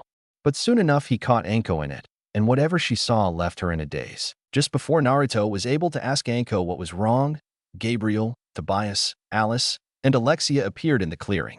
Alexis stepped forward and said, Naruto-sama, let's not waste any time. We have a lot to do, and not a lot of time to do it in. With that being said, Alexis stepped forward and touched his kimono. Naruto let out an ack sound as he fell to the ground with a heavy thud. I have increased your weight to 4 times your current weight. For the next 2 weeks, we are going to focus on getting your speed and stealth skills increased, and we are also going to get your chakra level to almost complete perfection. Naruto groaned as he got to his feet, and Anko had her concerns. I'm not trying to challenge your authority, but isn't this a bit of overkill? Alexis turned to Anko and bowed before saying, With all due respect, Anko-san, with the amount of dangerous people in the world, there isn't a limit to the amount of training we could give him so that he would be prepared. Anko couldn't help but agree, but she hoped that these angels weren't going to kill her little brother. Now, Naruto, here is the exercise. We will give you a head start to get ahead. Your goal is to hide from all 5 of us and keep hidden. Each time you are caught, you have to do push-ups and sit-ups that will increase in number each time you are caught. Also, in between this exercise, we are going to have you perfect tree climbing and water walking. As rewards, each time you impress us, we will teach you a new jutsu or skill. Alexis said in a matter-of-fact voice. Ready, begin. Alexis said, and after Naruto's eyes widened in momentary shock, he took off as fast as he could under the immense weight. Needless to say, Naruto was found rather quickly by Anko and was forced to start off with 25 push-ups and sit-ups. This went on for the entire week and a half alongside of Naruto water walking and tree climbing with the ridiculous amount of weight. By the end of the time limit, Naruto looked like he was ready to drop dead. Very good, Naruto. In this short time, you have managed to hone your speed and stealth skills dramatically, and you have also perfected your tree climbing and water walking exercises. Because you have impressed us 3 times over, you will be given the next 2 days to rest. Then we will teach you 2 techniques, and I will also show you a very useful sword skill. Naruto gave a small woohoo before falling into the arms of his sister out cold. Naruto slept the whole 2 days through and was awoken by Anko on the 3rd day. Naruto, they have come back and they are ready to teach you again. Naruto sat up and watched as Tobias came forward to whisper something into Naruto's ear. Naruto smiled as he stood up and removed his kimono. Naruto arched his back and let his wings burst out. Ever flown, sis? Naruto said with a smirk on his face as he zoomed forward and grabbed a hold of her. Before she could protest, he leapt up and began to flap his wings, sending them sailing into the sky. Anko clung to her brother, amazed at his new strength, as he held her like she was as light as a feather as he glided through the air with grace and style. After a while, Naruto set her back down on the ground and walked up to the angels with a grin on his face. Gabriel took a step forward and said, I'm going to teach you a sword style now as a reward, Naruto. It is called the Fire Torrent Slash. A simple yet effective attack with a simple yet effective name. Naruto nodded and drew his sword. He activated the fire blade and waited for Gabriel's instructions. It's really extremely easy to do, Naruto, like activating the blade. Imagine launching a wave of fire at your target with all your will and swing the blade. Just make sure that the blade slides across the ground before you arch it up over your head like this. Gabriel said as he grasped Naruto's hands and taking him through the motion. Imagine Naruto using the sword like a golf club, and that's how the pattern of the slash arch. Due to its beautiful simplicity, Naruto mastered the skill with only a few tries. After he was done, Tobias stepped forward and said, The technique I am going to teach you much harder to learn. It's called Shiningu Yaiba, Shining Blades. Basically, you need to focus your chakra into your wing seal and then burst your chakra like you want it to fly up into the sky. Also, you need to have your wings activated to do this attack. Naruto stepped into the clearing and began to try to focus his chakra. It took Naruto many tries where nothing happened until suddenly, His wings glowed and feathers began to shoot off of his wings and soared up into the sky. Everyone looked up to the sky and Gabriel shielded Anko with his wings as everyone else did the same for themselves as the feathers rained down, sticking into everything they hit except for the wings, which they simply bounced off of with a loud, clanging sound. When it was over, everyone removed their wings and looked around to see the field literally impaled with feathers everywhere they looked. Naruto's mouth was wide open and Tobias took the chance to explain. Basically, the amount of churka you pump into the seal determines the attack radius of the attack. Naruto nodded to show that he understood and jumped around eager to learn his third prize. Alice stepped forward and said, Naruto-kun, as important as it is be able to fight, it is also important to have skills that can protect those you love. With that in mind, I wish to teach you the Amatsutoku, Heavenly Shield. Naruto watched as Alice walked over to Anko and did a few hand seals. Anko watched cautiously as Alice reached out with one hand and created a white sphere that surrounded her. Gabriel and Tobias both threw themselves at the shield only to bounce off of it like flies. As you can see, nothing can enter the shield, only leave it. As long as you have your hand inside of the shield, it will stay active. Like the ability Tobias taught you, the amount of churka you pump into it depends on how strong it will be. In this case, it makes the shield stronger. Naruto nodded and immediately went about learning the Amatsutoku. Unlike the other two skills he learned, this one was much harder to learn because it took more concentration and control. Because of this, it took Naruto the rest of the day to master all three of the skills. At the end of the day, Naruto passed out while Anko and the four angles sat around the fire she had built. I'm going to train him how to use his sword for the rest of this month. Do you have any plans to teach him anything, Anko-san? Gabriel asked, looking at her. No, to be honest, I don't know what else to teach him right now. Tell me the truth. How strong is he? Gabriel thought about it for a while and said, at his best, high-level Chunin, on average, about mid-Chunin. Anko nodded, glad to hear that her brother was growing so quickly. The angels then stood to their feet and wished Anko a good night before leaving her to a peaceful night's sleep. The last 2.5 weeks of the first month were spent with Gabriel helping Naruto get better at his sword fighting skills.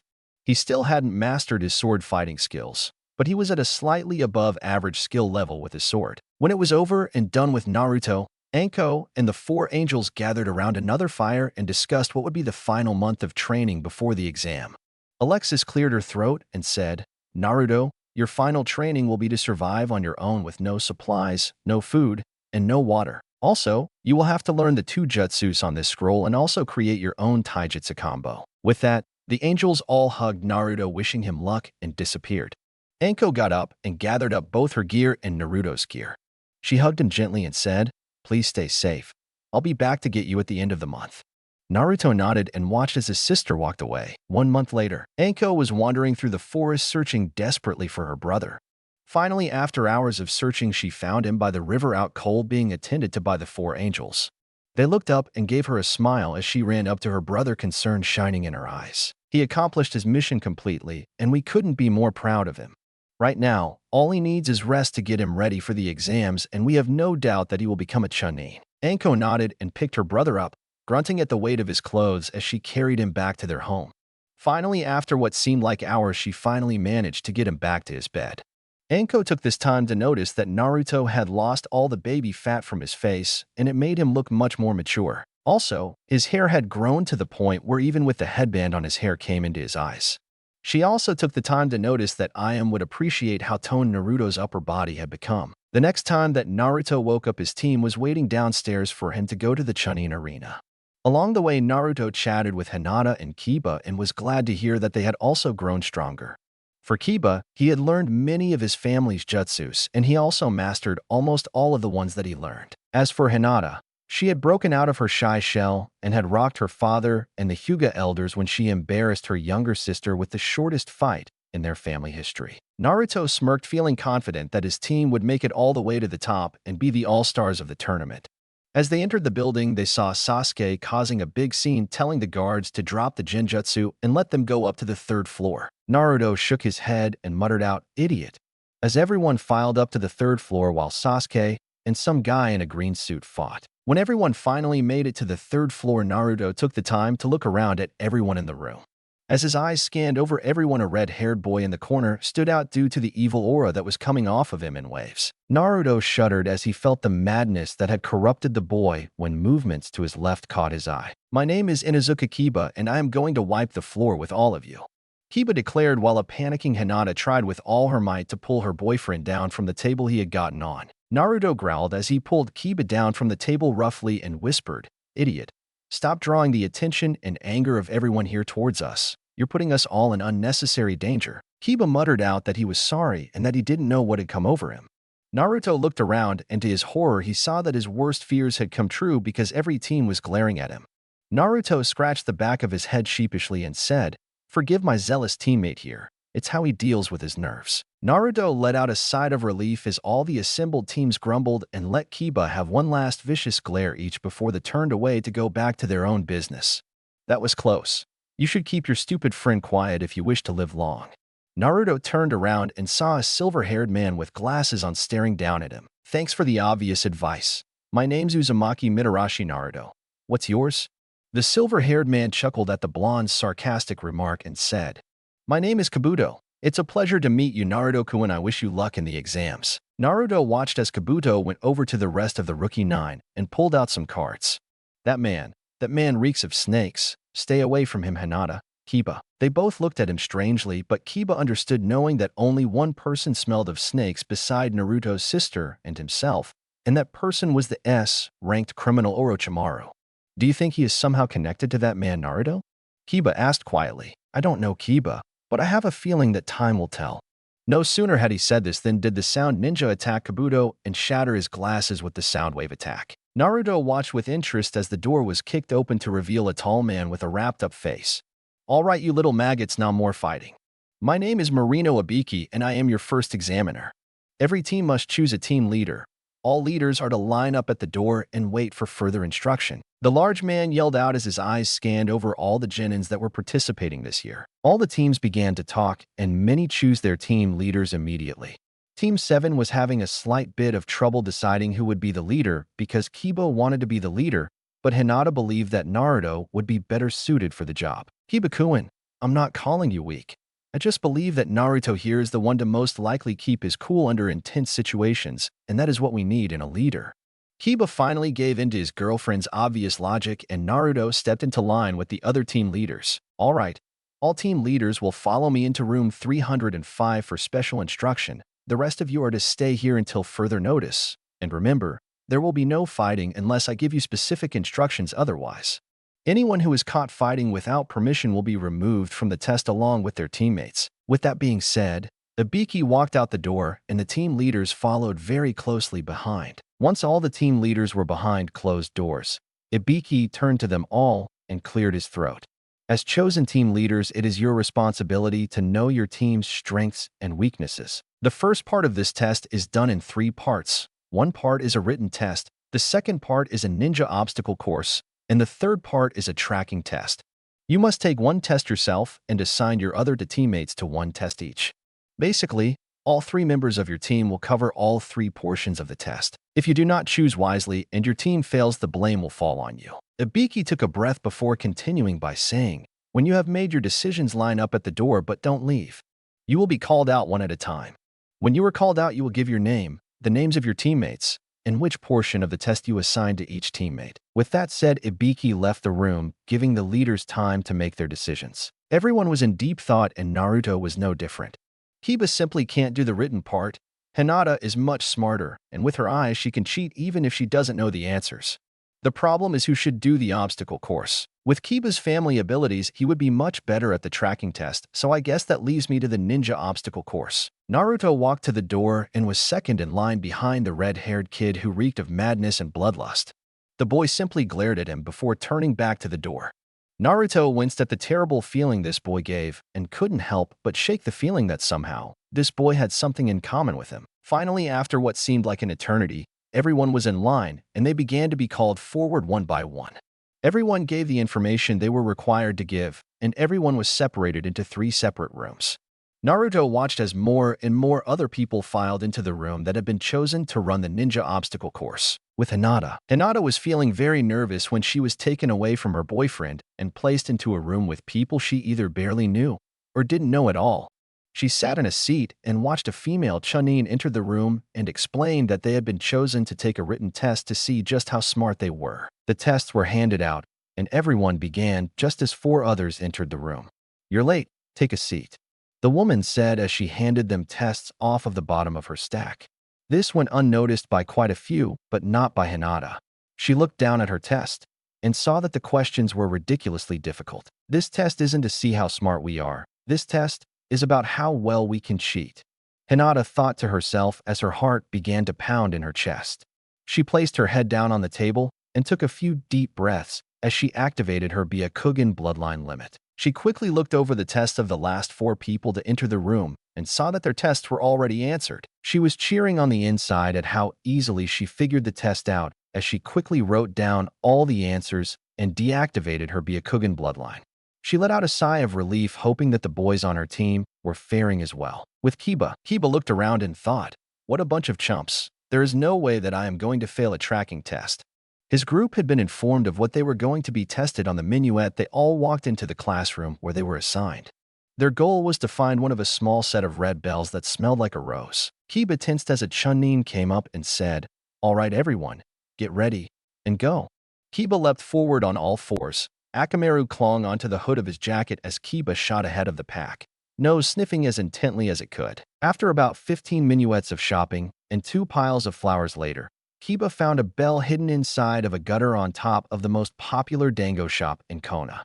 Kiba gripped the bell tightly and raced back to the starting line, hoping that his teammates were faring as well as he was. With Naruto felt every muscle in his body tighten up, partly from fear and partly from anxiousness, as the red-headed kid who reeked of madness began walking his way, looking him straight in the eye. "What is your name?" the red-haired kid asked as his darkened eyes narrowed slightly. Naruto started at this kid like he had grown another head as he said, "Uzumaki Mitarashi Naruto. Why do you ask?" The red-haired boy just continued to glare at him and said, "My name is Gaara. I can tell that you are strong. I will enjoy spilling your blood in the finals." Naruto shuddered against his will as he watched the boy walk away. Suddenly a Chunin entered the room and said, "Follow me to the obstacle course, everyone." Naruto sighed, glad to get a chance to get as far away from Gaara as possible. He still felt that somehow the psycho had something in common with him. He just couldn't place his finger on it. After about 15 minuets of traveling, they arrived at what looked to be a very dangerous-looking obstacle course. "All right, brats, listen up.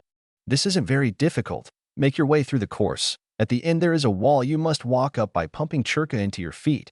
Using your hands won't be tolerated. When you reach the top, ring one of the bells, and that will declare that you have completed the course." After the Chunin gave his explanation of the course, he raised his hand and swung it down, yelling out, "Begin." Naruto began to race towards the entrance with a grin on his face, thinking that maybe this test wouldn't be as hard as he thought. The grin was quickly wiped off of his face as he jumped over a hurdle, only to find a giant log held up by ropes swinging towards him. Naruto's eyes widened as he quickly hit the ground and did a roll as the log swung over him. Naruto quickly jumped the next hurdle and did a faceplant as the log came swinging back over him.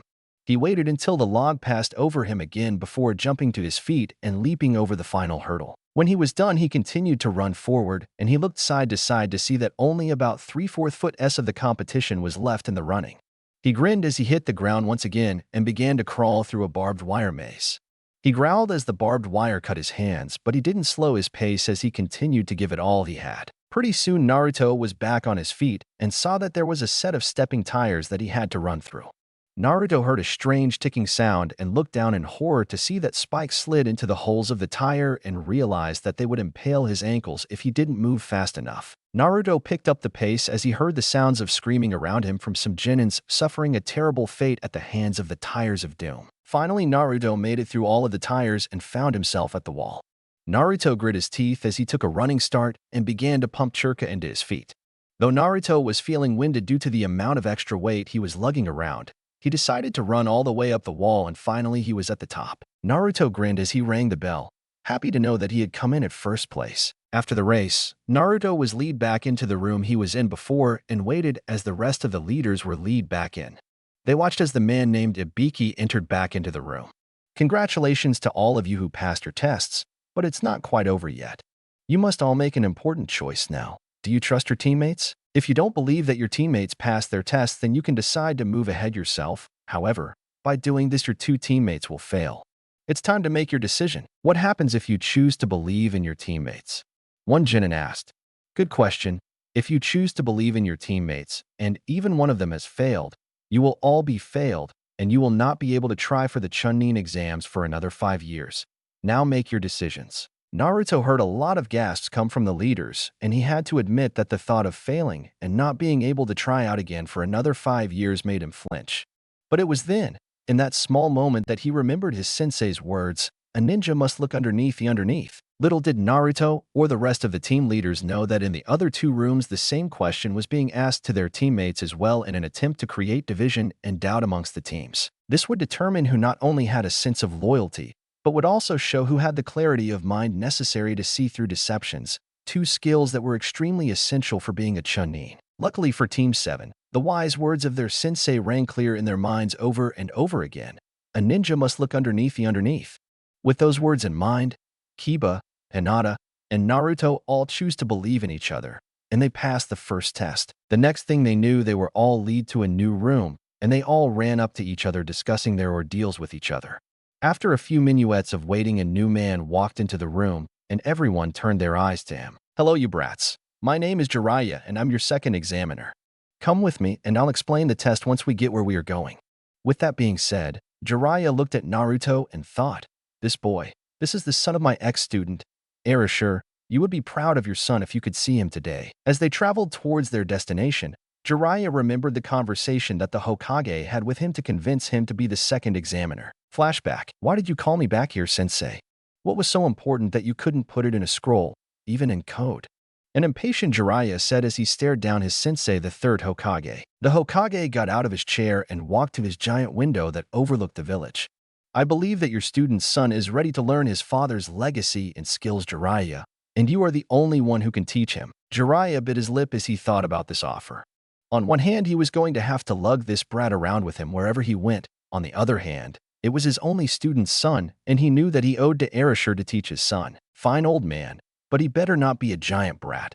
And he has to be able to leave the village with me after the exam because I'm not staying here." The Hokage nodded his permission and said, "Everything will be done as you ask. Now with the matter of meeting him, I have just the solution." In flashback, Jiraiya growled lightly at how easily he had been roped in by the old man when he realized that they had already reached their destination. Jiraiya stopped and waited for everyone to catch up and catch their breaths.